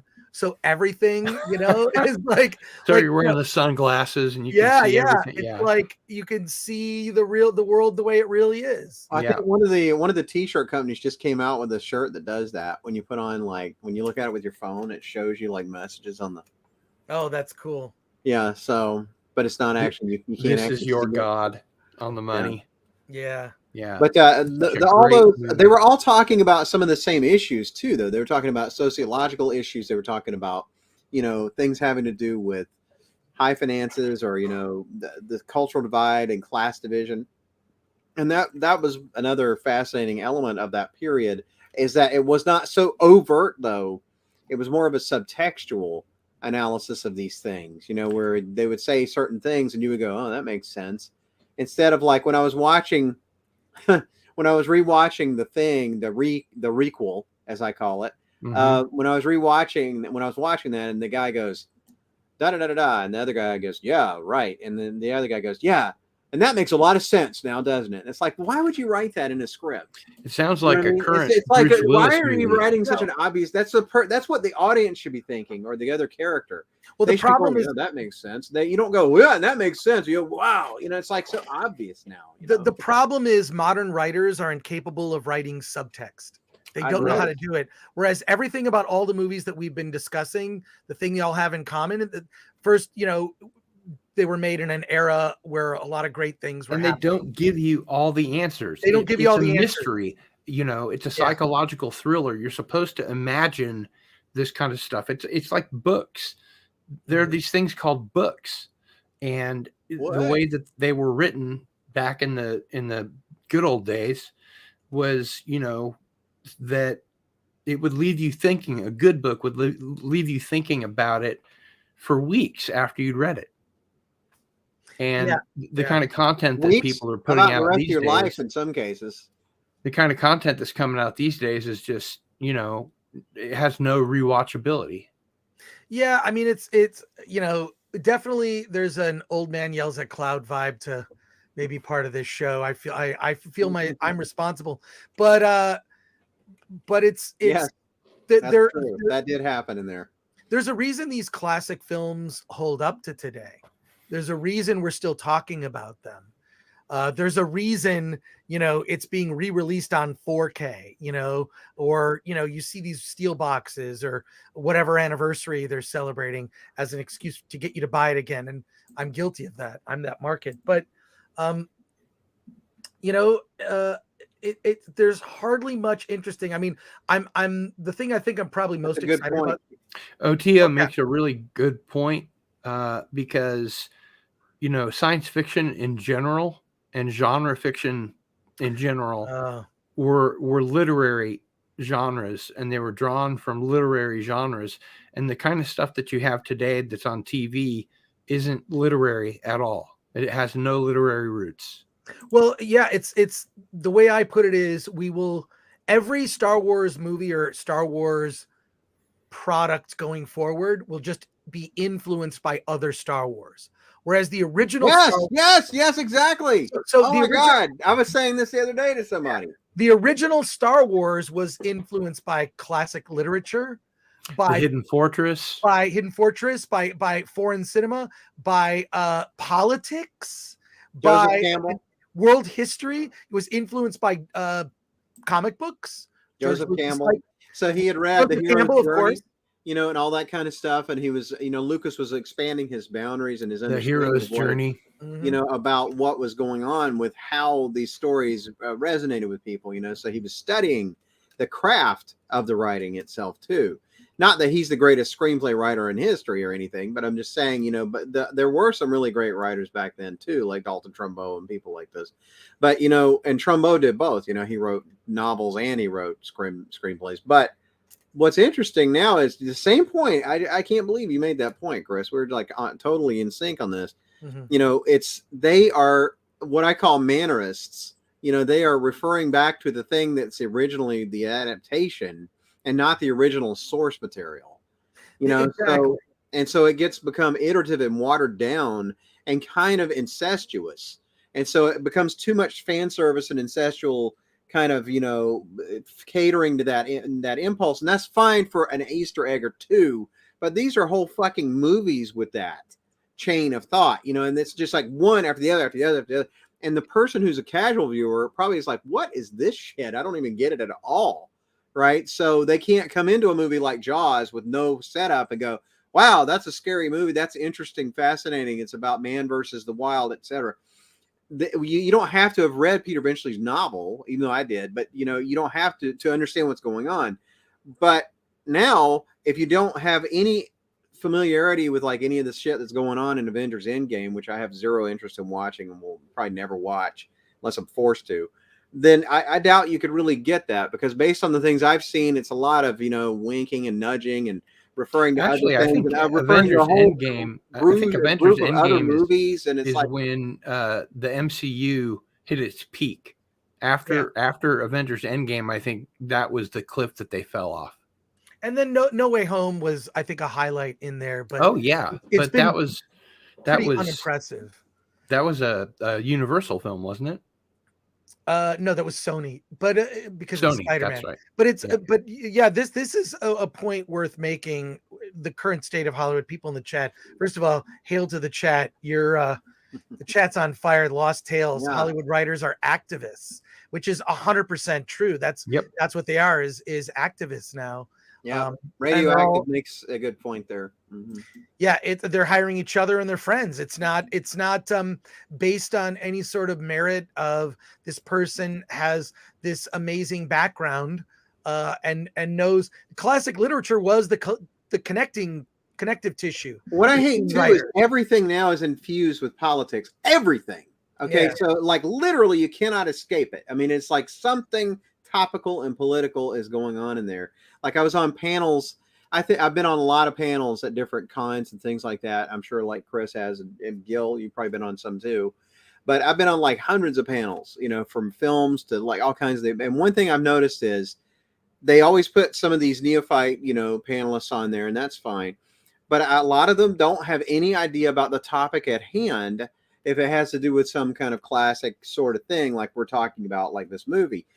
Instead, they cannot wait to inject how that is like oppressive, and it's colonialism, and it's this, and it's like all this indoctrinated bullshit basically. And it's I mean, theorized. It's kind of theorized. I mean, yeah, there could be that, but what they don't know anything about the actual history of the topic. They know couldn't only even their put out political like bent. a movie based on Robert Chambers. Well, they only know their these political days. bent, and they inject it into the topic as though it is germane, and it is not germane most of the time. And it misses the mark, and it's like, oh my god! And the only people that are agreeing with it are people who think like this in the audience, and and mostly, I hate to say it, they're younger people. They're not all like this, but there's a lot of them. They have this kind of groupthink going, and they want to see people talking about these climate change and activism and blah blah. And it's like, but we're not talking about that. We're talking about the story that the thing is based on. Mm-hmm. We're not talking about like the current political elements and whether climate change has something to do with the thing coming, being taught from the. That's not what we're talking about. Can we please just stick to the topic at hand? and like, but they don't know anything about the topic, but whereas they do know about politics, see, because they understand that and they see it every day. Does that make sense? Oh yeah, Yes, absolutely. 100%. And that's where they're coming from. And they don't really have any business being on a panel if they can't talk about the history. And I don't mean let's destroy all the history. They got to know the history and say, I may not agree with the way they did this, but yeah, that's right. That's a great comment. That explains J.J. Abrams' career right there. Totally. I mean, that comment from the Lost Tales. Mm-hmm. Great. Hail the Lost Tales, and hail Darius Munchausen. Hey, there you go, Darius. That's awesome. It's a shame it's kind of come down to this, because I go to the thank you. I think that I have a lot less fun. I don't know about you, Chris, but I mean, I have a lot less fun at these things now because it's sort of a drag when people get on this tear about something like Donald Trump or something. And I'm like, oh my God, do we have to talk about this when we're talking about the history of genre film or something? I mean, why do we have to get into, should Hillary have won? Or, I mean, who cares? Yeah, just leave the politics out of it. Leave that shit at the door and let's talk about fun things. Let's talk about good movies. Let's talk about good movies. Because they are few and far between. I mean, I know we're going back to 1980 fucking 2 here. Yeah, and I mean, not that there hasn't been good movies in since, recent history that I can think of are Robert Eggers movies, The Witch, The Lighthouse. Yeah, I like those. I mean, those are actually, he's good. He's really good at working on a low budget. Chris, don't you agree? I would agree. Although The Northman was like 90 million or something. So yeah, and it flopped. Yeah, unfortunately, but it still is a great work. I wish they had great film. I wish they had released that film later. I think it could have been an Oscar awards film, and that would have given it a different push. They should have pushed it to later in the year, but maybe they felt that some of the content, I mean, there's a lot going on in that movie that might not appease Oscar voters. They look for a certain type of thing. So they don't want to understand the past. They want to erase the past. Yes. Yeah. What's strange about that impulse to erase the past is they're also kind of fetishize the past of like our childhood, like the 80s, which is strange because, I fucking hated Ronald Reagan. No offense to anybody who's Republican, but, I thought he was the Antichrist. And so I didn't want to have anything to do with him. I did too. And so, but as far as that goes, I had family members who voted for him, et cetera. But, so I don't hate them for vote. That's their business. I was a kid. I wasn't able to vote yet. But, the whole thing is, why does it all have to, we need more subtext, more subtlety, more silence, more, everybody doesn't have to have a fucking opinion like I'm going on about, I mean, so we need some gatekeeping, I guess. Yeah. Some good gatekeeping. Yeah. Good gatekeeping with people who understand what they're doing and have a set of rules that they're kind of navigating by. You know what I mean? It doesn't mean people can't talk. It just means that there's a time and a place to talk about certain things, right? That makes sense. Where it's not just like all over the place all the time. Yes. Yeah, because all these woke wankers. Because that focus is what makes great cinema too. That sort all of these focus. woke wankers, as Doomcock would put it, basically they make sure that they've ticked all the boxes, and then they light the match and they throw it behind their shoulder and go on to the next franchise to burn it down. You talk about movies like I agree. But you talk about movies like what we're discussing, but also I think my favorite movie, Gore doc. my favorite, right back. my favorite movie, I think, is Network. That's one of my That's a favorite great movies. movie. And I don't think Network is something that could be made today. You know, No. I can't imagine somebody like Rod Serling, as much as he had to navigate with the Twilight Zone and Patty Chayefsky, people like this, as much as Serling had to navigate that system back then that drove him crazy and drove him to go into genre works. Now even genre works are subject to being parsed and politicized and things like this in a way that was not common back then. And that's a shame because it doesn't really leave us any creative outlets. You know, everything is a vehicle for displaying how much we enjoy our intersectional, whatever the fuck it is today. And it's like, oh my God, you know, it's just, do we need to do that all the time? I don't think so. Can't we just have a place where we can give it a rest? You know, I want to acknowledge that Tessa D777 just became a member. And That's so good. I'm going to reward that with this. Hello, I'm Tessa B. Dick, and you are watching Masters of the Genre. Thank you for supporting this channel. That's great. And thank you for being here, Tessa.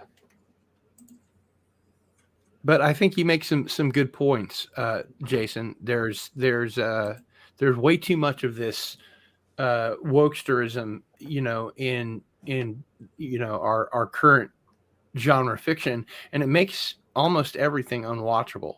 Well, I it's the myself am current a liberal. fad. I'm a liberal, you know, but and the left is very guilty of this. Of course, the right is also extremely guilty of it. But I just think that we've gone too far with all of this, you know. So we've got to kind of rein it back in a little bit, and just because that's why I don't think a movie like Network could get made today.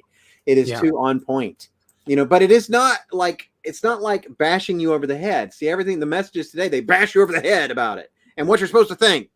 Whereas Chayefsky was writing and he was letting it all kind of unfold in front of you, and you're like going, "Oh my God, that Faye And you Dunaway enjoyed the character process horrible. of discovery. You know, Yeah.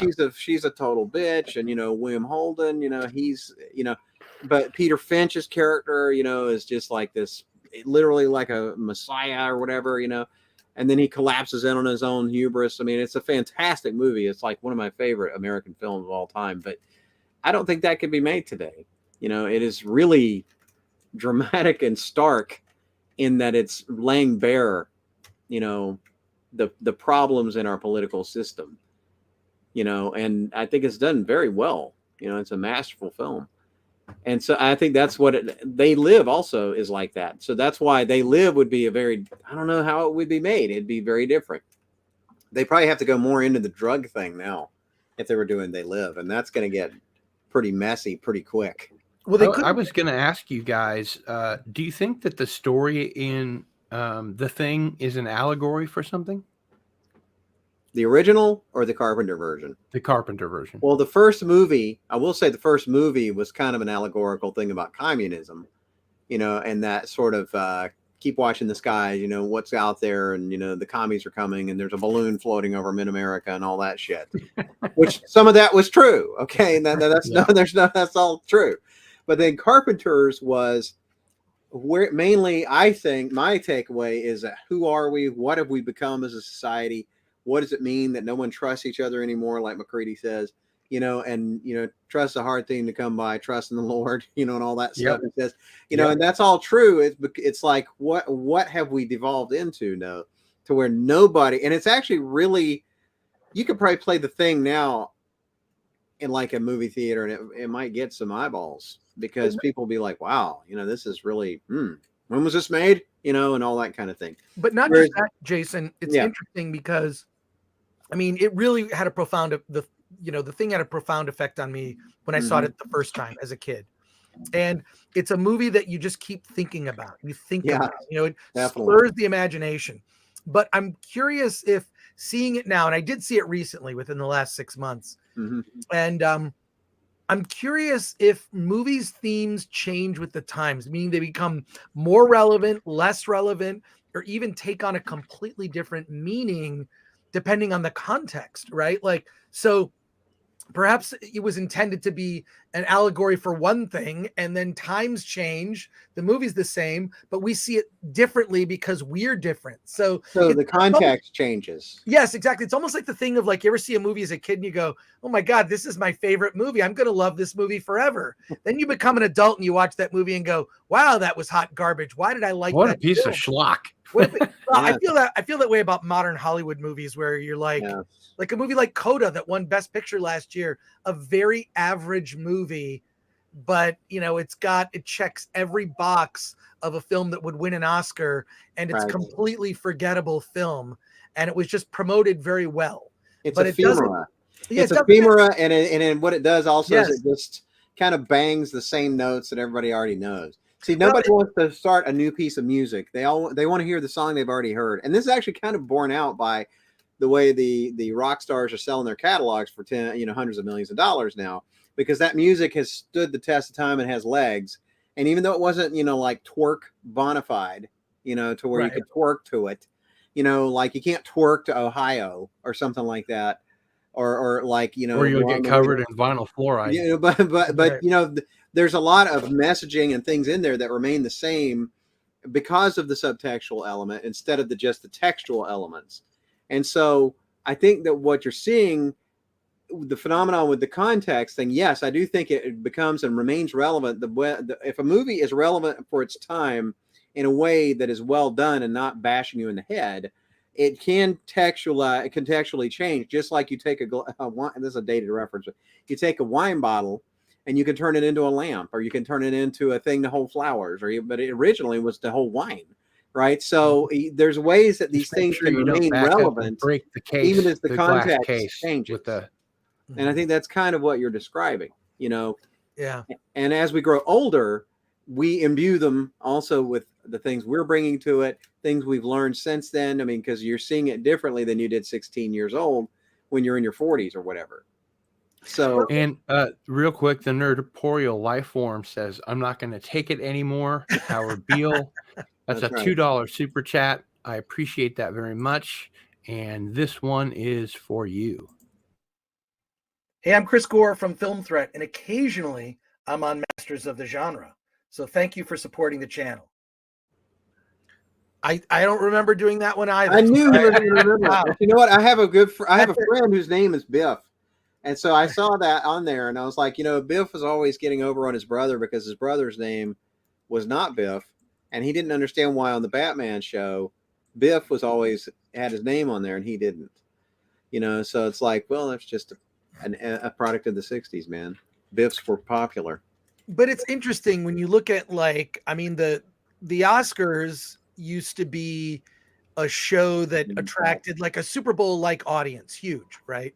Huge audience to watch this. One of the annual events that we would all collectively watch together. The Oscars, right? Now you look at the popularity of the movies. When you look at last year's box office, more than a third, not quite half, but more than a third of box office is just gone theatrical. People aren't, the habit's been broken. People aren't going to the movies. I think a lot of that has to do with the fact that you look at the movies that are championed by the Oscars. They used to be the most popular films. They used to be mainstream movies were nominated for Oscars, right? And then there occasional, like a small indie movie would kind of break out, and that would, someone should doing that. Says, surely there's got to be a clip of that already somewhere. Someone clip it out. But it's Hollywood used to be the champion of the working class, the Democratic Party the same way. I consider myself politically homeless right now. Like, used to be a classic liberal centrist. I would vote across the aisle, didn't care. Now I consider myself politically homeless. But when I see Hollywood's biggest error is they don't embrace blue collar people, blue collar workers, people, just working people in the United States. There's nothing about them. And when you look at most entertainment, it's not even relatable. And when you look at the way that this situation in Ohio, Palestine, I was just Ohio, going to mention that. It's why is that not getting what this should be? It's first of all, it's a national disgrace. Number one. Number two, no one's being accountable. And we just spent more money. We just sent more money overseas to a country where I have no idea what's happening. I have no idea what's really going on there. Does anyone? I don't. But well, I'll tell you something about that Ohio thing. I mean, Yeah. I can't debate with you on Ukraine because it's hard to know, like you said. But Right. with the Ohio thing, the grand irony of this, and everybody seems to have forgotten already, is that just a few weeks ago, they voted to force them not to strike. And if they had been on strike, this thing in Ohio probably would not have happened when it did. It just would have happened somewhere else. It would have happened somewhere else, but it wouldn't have happened right around this time if they were still on strike, because they were striking for better wages, for more time, for more, for these kinds of things. But they weren't allowed to strike. But they weren't allowed to strike, and so now the things that they were striking for are partially to blame, it seems, for the exact disaster that we see happening there. And that's not the only one that's happened. There's been 2 other derailments of size since the one in Ohio happened. Where's the coverage on all these things? I have to get the fucking coverage on Reddit. That's where I find out about some of these things. Then I go research it and I go, yep, that actually did happen. I get my news from Agenda Free TV on YouTube. Or social media also. Twitter, you'll see clips, people, firsthand accounts, photos, videos. It's become citizen journalism, I think, is when you look at like the dying mainstream media, citizen journalism has certainly taken over. I mean, it's and that's another theme of They Live also. Right. Yeah. Thing about the media, beaming out what the corporate heads want you to know, and exactly. I have to make a promise right now that when we do our show on They Live, that we're going to talk some about the thing. Yeah. It's the thing. I'm glad you said that because I was going to say it. Well, the thing, back to the thing. One of the things I find interesting is, I don't know if I'm sure you both have seen Hateful Eight, Quentin Tarantino. Yeah. Oh yeah. Who basically says, well, there's, the last third of that movie is The Thing, basically. It's great. It's so good. It's so well done. And I really like that Tarantino acknowledged the influence of John Carpenter's The Thing for the Hateful Eight. And I'm not sure if you've seen it. I mean, I saw Hateful Eight in the theater, but there is Quentin Tarantino did like a supercut of it where he added more footage, but cut it into a Netflix series. I see. So he literally took Hateful Eight, and I think it's like 6 episodes. It's even longer, but the episodic breaks make it maybe more palatable for people that don't like really long movies. I'm okay with long movies. I just know that when a filmmaker there's an extended cut that I have on 4K. Yeah, I just know that when a filmmaker does an extended cut or a long thing, or a movie comes out like Babylon and it's 3 hours, audiences recoil. I mean, you can show like this movie was long, made a lot of money. I mean, Avatar probably being the most successful of a long film. Yeah. Okay. What can we say? And by the way, another quick interruption. I'm being told that Radioactive bought 5 memberships to the Cardinal Sin channel. Thank you very much. I want to play this one for you. Hey, I'm Chris Gore from Film Thread. I have no idea why I'm fucking doing this, but what the hell? You should be watching Masters of the Genre, or you're an idiot. Thank you for supporting the channel, which you should be doing. Now that I can get behind. Now, I actually remember doing that one. I thought, well, I'm going to do one that's just Chris Gore remembers. It's like Pepperidge Farm here. Yeah, so Chris Gore remembers. You'll never use that one, but then in fact you ended up using it, so that's good. That seems more like in line with something I'd say as well. So I got another good one coming up. Oh, good. Okay, good. All right. A couple actually. Okay, all right, that's cool. But God, it's so. I love a movie that like I feel the ending of The Thing is a satisfying ending. Yes. Right. It's a satisfying ending, but it's an open-ended ending. That's why it's so satisfying. Well, Exactly. the thing is a Western. So, yeah.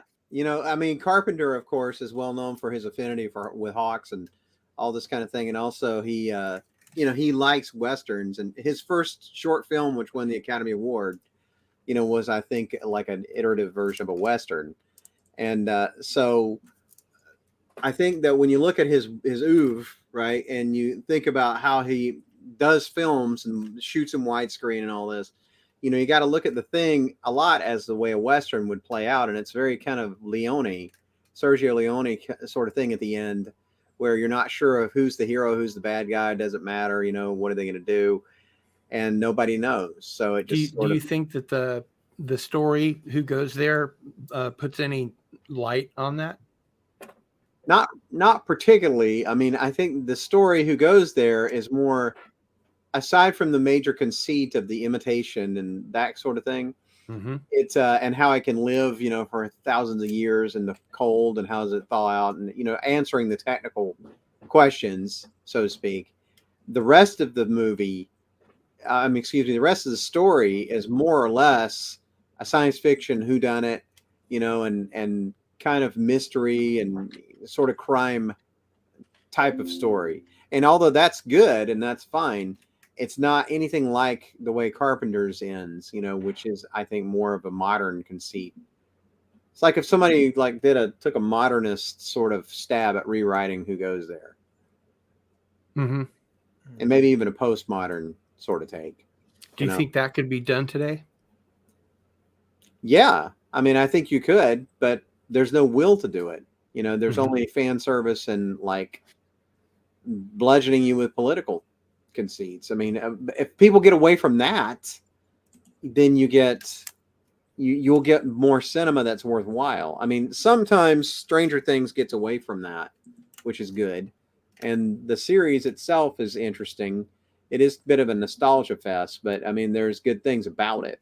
You know, and at least it has interesting premises and the characters are engaging enough. But, you know, that's one thing out of a sea of stuff. I mean, I'd rather watch, I don't know, David Lynch do something new than people trying to imitate everything from the 80s again. I actually thought that Black Mirror was a really good show. Yeah, it had good elements for sure. I mean, you know, like, borrowing heavily from the good old-fashioned anthology show. But the problem, which those don't usually work, you know. Right. Well, yeah, because you always get a mixed bag. I mean, I have all the seasons of the Twilight Zone on digital, like all 6 or whatever seasons, and there are episodes that are kind of clunkers of the original 5 seasons of the original Twilight Zone series, and there's some clunkers. Picture, if you will, a man who talks with his teeth. Yeah. There's just some weird episodes where you're like, all right, well, that was one they just sort of, you know, it is what it is. But you know, I think it's interesting. You know, Jason, we've been talking about how politics has just been infused in everything. I think it's just difficult to get anything decent made right now and get it through sort of the corporate pipeline. Everything is just very corporatized. And if a piece of media is going to be mainstream, it's going to be very difficult for it to break out. I would say that the most subversive movie ever made by a major studio was more than 20 years ago. It was Fight Club, 1999, from 20th Century Fox. Which I still don't get. Well, I love there are so many levels to that movie. I still don't understand it. First of all, I love that film. I love Chuck Palahniuk as an author, but it's incredibly subversive that movie came out from a major studio, and there's hardly anything that's subversive just in a way to make an audience think with their brains. I mean, where is that now? Instead of their butt. I mean, it's just use your brain, think like, and I don't mean think like be forced to like be lectured to and like here's the dogma that you must subscribe to if you're going to be accepted into polite society. No, I mean just a movie that like I walk out, I'm like, this is really making me think about the world in my life. I mean, look, Jason, you know quite a bit about William F. Nolan and Logan's Run. Not to bring up that movie again. That was the last Masters of the Genre. Exactly. So for those of you watching that have seen me on Film Thread, I did a show with Gil and Jason earlier about Logan's Run, which is a movie that had that movie. There are parts of that movie that do not hold up, mainly the fact that it was in a mall with escalators. But there's also other parts of that movie you can overlook. The score is fantastic. A lot of other things. But that movie really is kind Peter of Ustinov was awesome. Yes, Peter Ustinov is great, but it's also like it's a type of film that is a story like it's a little bit influenced 1984, little Brazil, a little like you know, Brave New World 1984, like all these different things. And there's a book called Anthem. Have you ever read the book Anthem? By Ayn Rand? By Ayn Rand, yeah. That when I read that book, I'm like, this is Logan's Run. I mean, it's not Logan's Run directly. I try to stay away from Ayn Rand at all possible cost. But Jason, you're familiar with the book. Yes. I read that in high school, and I'm like, this is kind of very similar to Logan's Run. Two people that just want to escape the society that they're trapped in, right? They somehow come to an awareness that what they're being fed is a lie, and they have to escape. That's Logan's Run. So it's a classic story that I like the red pill situation. Yes, exactly. So I'm just curious. Speaking of a red pill, I wanted to draw everyone's attention to the URL that's on the screen. If you'd like to be eligible to win the autographed book that Jason was the editor of, go ahead and follow that URL, and we'll put your name on the spinner wheel, and you'll if you're in the chat when we spin the wheel, you'll win the book. And now back to your regularly scheduled programming. I'm just saying, not a lot of people have read that book. It's also a short book. It's a quick read, but I like that. And I know a lot of people have issues with Ayn Rand. I don't. Here's the thing. I actually don't have any issues with anything someone would consider to be dangerous. Other people, I don't either. Some people would consider certain music to be dangerous. I mean, look at what they're doing to Roald Dahl. Yeah, I mean, Jason Gill, you mentioned earlier growing up, like, look, I grew up in the shadow of Reagan, never voted for him. I was too young, but I remember so much about Reagan, but he influenced art in a positive way. There was so much good music that came from it. So much good, like punk rock stuff of that era that was very anti-establishment. There's actually more horror movies that come out with Republican, Yeah, better ones. Ones. When there's a Republican as a president. I just think of like bands like the Dead Kennedys, but I never get like this is something dangerous. You shouldn't be exposed to that. Right. I mean, with the exception of anything that hurts children or animals, I am not in favor of anything that is like that. Leave me to my own opinions. Yes, exactly. But like I am perfectly capable as an adult of consuming a piece of media and then through my own filter in my brain able to sort out my own thoughts about that. Right. And I think that we've assumed audiences are stupid. And I think that that's dumbed down everything, which explains like sort of the future of now that Marvel's like big and mainstream and not just for people who grew up with those characters and know the comic books backwards and forwards. It's for everyone. It's kind of become stupid. It's kind of become dumb now. Yeah. Well, yeah. Just as an interesting aside, since you mentioned Ayn Rand, I was at a party one time and this guy introduced me to her editor. So that was kind of interesting to hear him talk about her, like in her work, like from this real personal perspective. But aside from that, I agree with what you're saying. I think another thing is people don't know how to be bored now. And so they always have this fucking distraction device. And that prohibits them from learning how to play an instrument. It prohibits them from learning to read a book. It prohibits them from, doing art, because they do all this stuff and they kind of imitate other people and they see so much stuff. They're flooded with content. So they're not exploring what they're about and what their feelings are about a certain thing. They're reacting. They're very reactive. If they even have any to begin with. Well, they won't develop any. If they personality is a hard thing to come by these days. Yeah, I kind of am in favor of limiting children having access to social media and smartphones until they're like 16 or 17 at least. Yeah, I think if you're under 18, you get no access. You can't sign up for a social media platform. I agree. Hey, we all agree on that. And if you're a good parent, you don't give your kid a screen so that you can have quiet time. Remember back in the 80s, I mean, you guys were around that when I was coming in my sexual liberative age at that time during the 80s, right? And so And Chris, you're a little bit older than I am, but you remember this well. When AIDS happened, right? There was this saying that the person you sleep with, you're sleeping not only with them, but with everyone they've ever slept with. Oh, I remember the commercial. Yeah, right. So it's kind of like that when you think about the internet. And when you are opening the internet, you're letting in potentially thousands of people into your house in a way. It does seem like there's a lot of hate. You know, and you're letting those people in with no gatekeeping, no way to keep them out. You know, they can infiltrate, they can do all this catfishing shit and all that stuff. And it's like, why aren't people taking more of a hard line and saying, no, I'm not going to let my kid get involved in that. I'm not going to get involved. My kid needs to take up an instrument and go out and play, you know, and quit being fucking around with this thing. Because I didn't even have a cell phone until I was in my 20s. And I only had it then because of work, and they paid the bill. And it was just a cell phone. It was not, you know, it was just a way. Same thing happened to me. And then I didn't get a smartphone until much later. And so I was well guarded against all of these kinds of things, scams, people I've been through. I'd had some experience in life. You know, I'd moved cross country, all that sort of thing.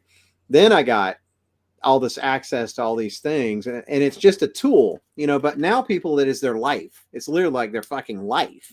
You know, and I think that's kind of weird that it's I pine for the days of the BBS. Oh my God, that's I was a COSIS admin on a BBS. Were you mudding? No. Were you LARPing? Well, sometimes. Were you LARPing? I was mudding and I was the content COSIS administrator for a local BBS, and it was fascinating. You know, it was really interesting. To bring this around kind of full circle, now you have this phenomenon of who are these people and what are they about and who am I? Am I this thing, this apparatus, or am I a full human being? And that's kind of like topically related to the film in a way. Who is a human and who is not? Who has been, you know, replicated and who isn't, and what are we as human beings, and where are we going together, or are we going independently? And that's kind of what's happened with all this technological stuff that's invaded every sphere of existence. And I think we need to pull back a little bit from that to regain our humanity, which is kind of what's happening at the end of the actual movie. Thing. Yay, we made it back to the thing. That's what I'm talking about. You know, I mean, so you know, it's almost like the phone has become the alien intelligence. Well, Jason, what you pointed out is just to compliment you on that was, first of all, very insightful, but these are the things that transcend the era in which they were made, because the thing is not about the monsters. The thing is not about the aliens. No. The thing is you don't even know what it looks like. We don't even know what it looks like. You know what? And it's also like my favorite, like I had a conversation with a friend of mine once, and I'm like, why are Quentin Tarantino movies seem so profound and seem to resonate and transcend the era in which they were made? And it's because I believe Quentin Tarantino makes monster movies, and the monsters are human. And that's all of his movies. That's the thread. They're monster movies. There are monstrous people that are in all of his films, and these movies, whether it's The Thing or They Live or even Tron, they're never about what's on the surface. They're about something else. And the problem is we have a generation of people now writing most of the entertainment and media who are basically, they've all been trained by just watching movies, not referencing the original source influences for all that's those the things. thing that gets I keep coming back to that. They don't know what they're actually referencing. They're referencing a copy of a hologram of a copy. It's literally like it's like, God, I got in a discussion with another, it might have been Gary from Nerdrotic. He and I were talking about there's a back. Shame on you for mentioning his name on my channel. Oh, sorry about that. But there's a back to tank that was in one of the Star Wars things, and I'm like, aren't there any new ideas? Do we just keep recycling stuff? Yeah, can we get off fucking Tatooine, please? Yeah, it's like everything is Tatooine in this, or a desert planet. It's like the whole point with Lucas is that you were going to have 3 different planetary environments, which you're going to have these different places you'll visit. And you kind of had that going for the first 3 movies, kind of derailed with the prequels, and the sequels are just, you know, I've said it. Garbage. Hot garbage. I talk about it too much. It's the biggest. Okay. I mean, I consider myself a He's member of the fandom menace, although it's a loosely organized group of people with no central, leaders or anything like that. I'm definitely on the side of like you guys. I can't wait to see this shit end so we can get back to Star Trek, for fuck's sake. Well, have you seen Picard season 3, the first episode? Oh, It's pretty good. please. It's pretty good. It's pretty Oh, good, actually. please. It's pretty good. But I'll just say that, like, I don't consider myself affiliated with any sort of group, like, other than Film Threat. I started Film Threat when I was a kid, around the time I was seeing all those movies as a fanzine. But I try to do a little bit, try to keep some positivity. Yeah, I sent you that. There you go. Thank you. That's the movie that'll be coming out at some point soon. But like, I feel like part of my job is to say, okay, yes, I know so much of media right now is not worth your time, but there are a lot of first of all, there's a lot of classic movies like the ones we've talked about on this stream.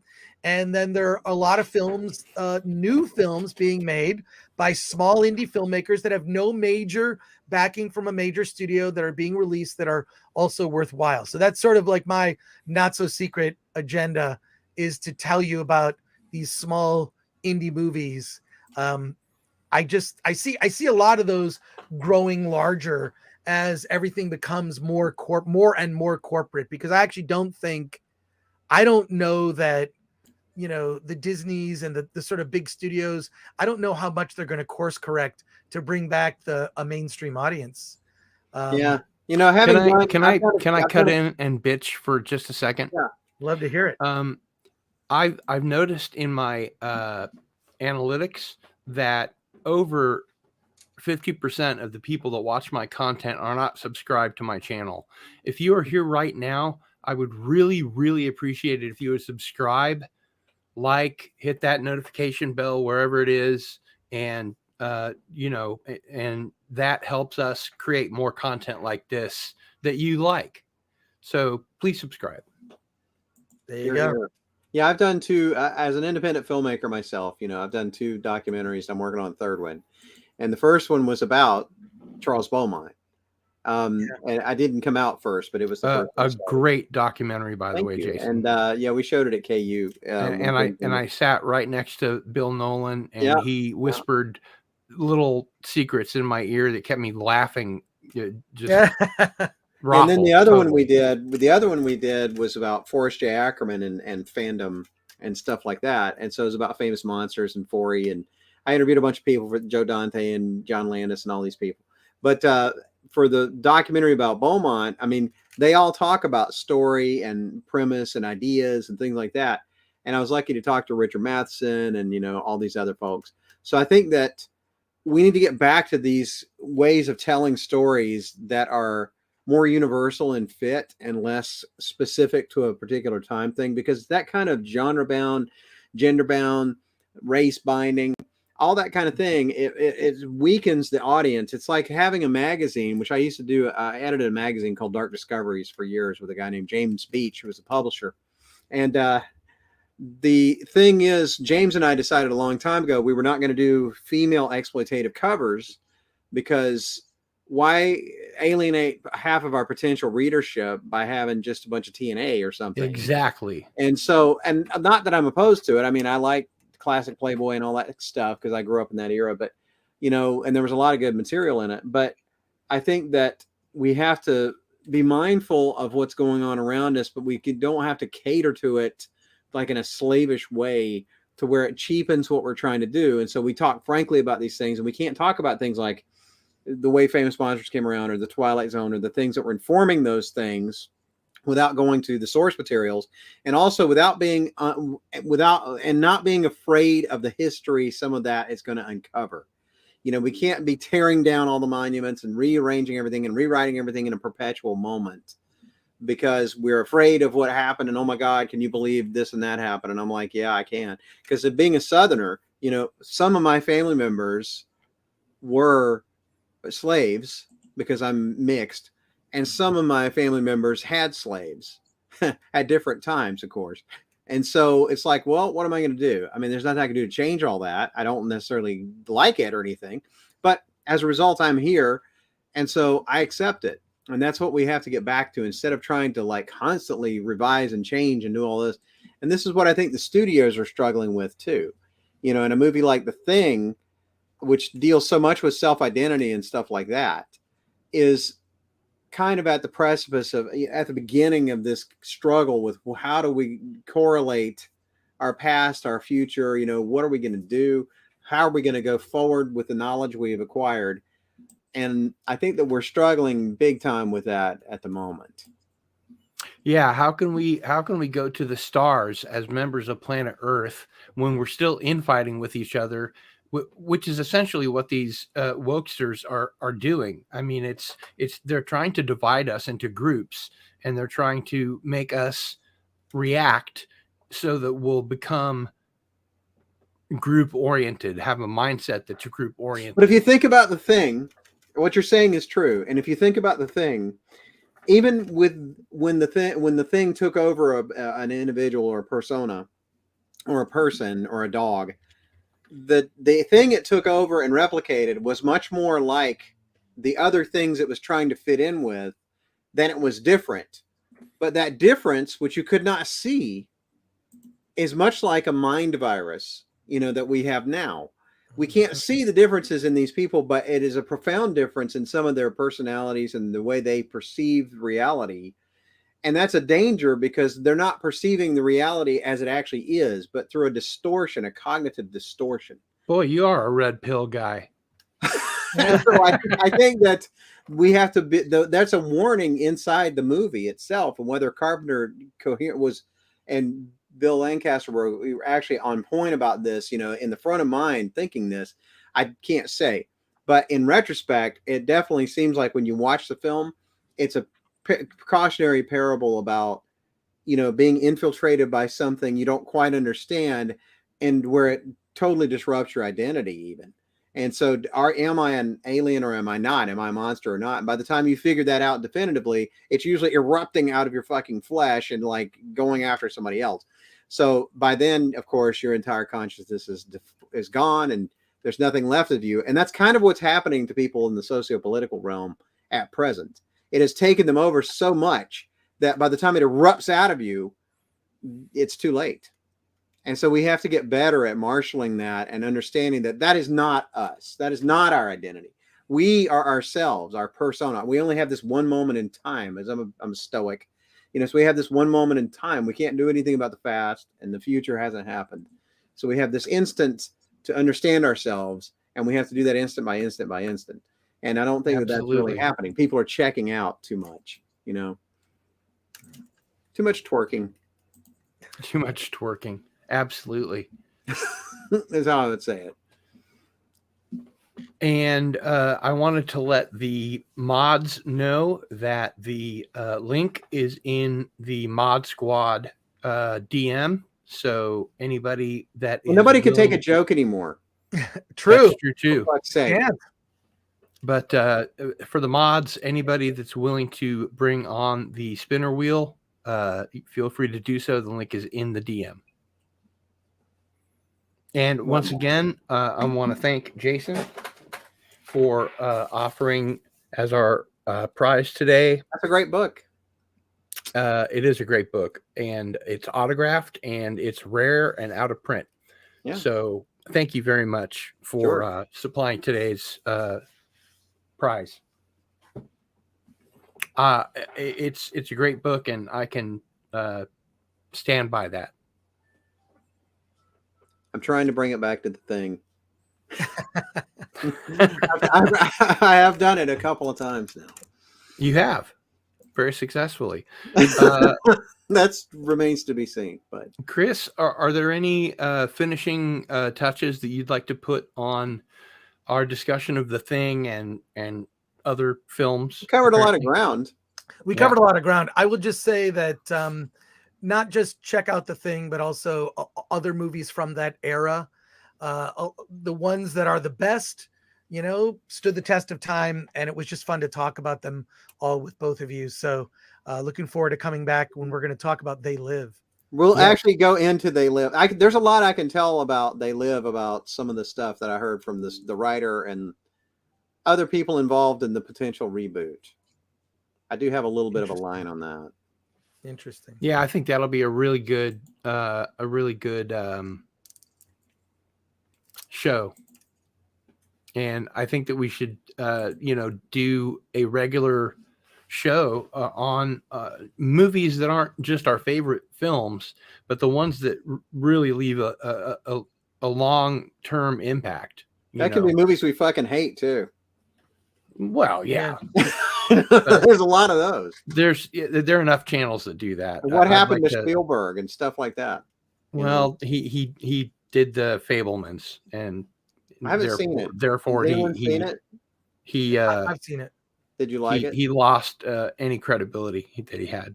I enjoyed Fablemans. At least he didn't direct Indy 5. Yeah, I enjoyed Fablemans. It's not for everybody. It's as a film nerd, I appreciated the sort of growth of a young filmmaker, but it's very personal to Spielberg. It's really self-indulgent. He decided to make it. He's going to be very open about, turmoil within his family and how it affected him as a kid. So it's he may in fact win for best director. I don't know if that movie will win best picture.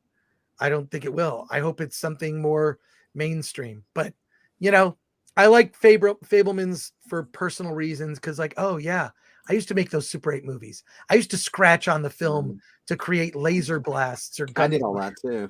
I did all that. It was that was kind of fun to see. I like those aspects of it. So it has that kind of nostalgic attitude that I guess Super 8 did. Well, Super 8 is garbage, but this is much better. Oh God, it was so bad. It's so bad. Kind of the idea. Yeah, much better version and more of a drama. But someone says in the chat, Patrick Lemire 525.77 is better than Fablemans. And by the way, ladies and gentlemen, please welcome Darius Munchausen. There you go. Oh, hey, thank you. I think the wheel is complete. I just need to get a hold of it. Right on. Well, thanks for being here. We appreciate it. Is that like RoboCop? Kind of like RoboCop. Is it also could be Cowboy, Rom? I remember Rom.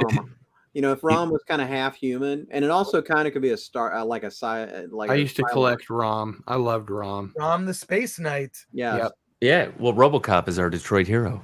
There you go. True. RoboCop. Although I don't That think we should have the resonate statue with anymore. Chris. Yeah. Yeah. From Detroit, I might have to move back there based on how. I understand Yeah, housing come on is very back. inexpensive. Why would you have to move back to Detroit? Well, because California is awful. I mean, it's just it's awful. It's I mean, so I used to live there, so I can speak to it a little bit. Yeah. It's I don't know, just but I like where I live in Pasadena. Pasadena is like a small town. It doesn't feel like a big city. It's this small town. I'll be in Chatsworth in March. Well, there you go. You'll be where? Chatsworth. That's Where's that? It's north of Los Angeles. It's where they make a lot of adult films. Frankly, I'm not gonna lie. That's I was gonna mention something about, and I'm just quickly get this in. Porn, of course, reflects Hollywood a lot. And as you notice, the deterioration in films where they become more and more about intersectionality and these kinds of things and these harping on certain points, then you start seeing in porn, there's not even any plot anymore. It's just like the Gagatron 3000 and and all these kinds of things that are happening, and it's just horrible. So I think that's all part of this lack of interest in like long form storytelling, even in things that you don't normally associate with that. And your Muslim uncle has sent a super chat for $1.99 to Michiganders, and one of them, Dr. Detroit. Thank you for contributing to the channel. And this one is for you. I'm Chris Gore from Film Threat, and you're watching Masters of the Genre. Thanks for supporting the channel. If you're not supporting the channel, you're a fucking moron. I love that one. I sent you a bunch and I was just like, okay, I'm going to do what you asked me to do. Then I'm just going to do what the fuck I want. And so I thought that was awesome. I loved that's it. how that happened. That's I how it thought that happened. was great. Cool. All right, let's see where we are with our spinner wheel. So what we're going to do is I'm going to ask Jason to select a number in between 1 and 60. Keep it to yourself. Everybody in the chat that wants a shot at his autographed book, put a number into the chat in between 1 and 60. And we will give the book away that way because we're having trouble with the spinner wheel. I apologize. So just go ahead and put one next to your name in the chat. And we've got Radioactive with 30. Phantom Boomer has 42. Cam's Crash Courses has 8. Pleasant Valley Picker has 58. Pops 37. Andrew 32. Aria's 17. Pod Racing Palpatine at 42. Kirantos 19. Gap After Dark 36. Jedi Bill 797, a member, at 17. Mac Mike Mo 47. Patrick Lemire 12. Jim Dungeon 37. Mike McWong 27.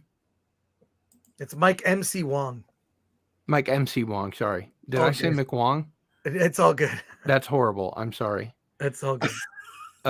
So we have 27, 27, 27. So the two of you guys are going to have to pick another number. I believe 36 was already chosen, wasn't it? Yeah, Gap After Dark has 36. So pick a new number. Order 66 is outside the parameters of this this giveaway. Mike MC Wong says 29 then. Very good. A tough 57. Okay. And Mike MC Wong says, thank you, Chris. I messed up the name. I apologize. That's all. Things are flying fast and furious. So Mike's a good guy. He's got a good sense of humor. It's a one-man show here for what that's worth. Oh, I know how it goes. Yeah, it's nothing new to you guys. Mm-hmm. And while we're waiting for people to finish adding numbers, I just wanted to thank both of you again for being here. We really should do this on a more regular basis. We have Jim Donegan at 60. And Kiranato says the average age of the combat soldier in Vietnam. No, 19. Fair enough. Mm-hmm.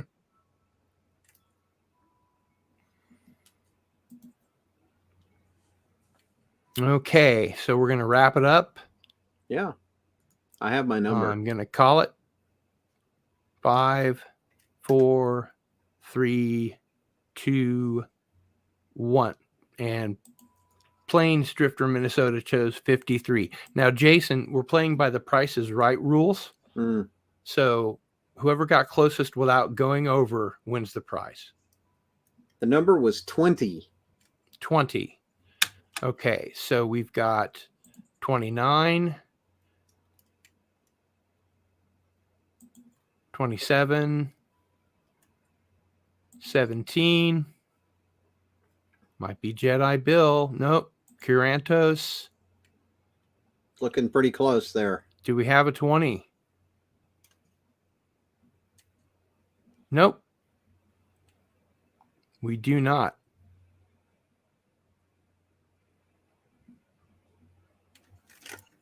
So that makes Kirantos today's winner. Woohoo! Congratulations. Congratulations, Kirantos. So Kirantos, do me a favor.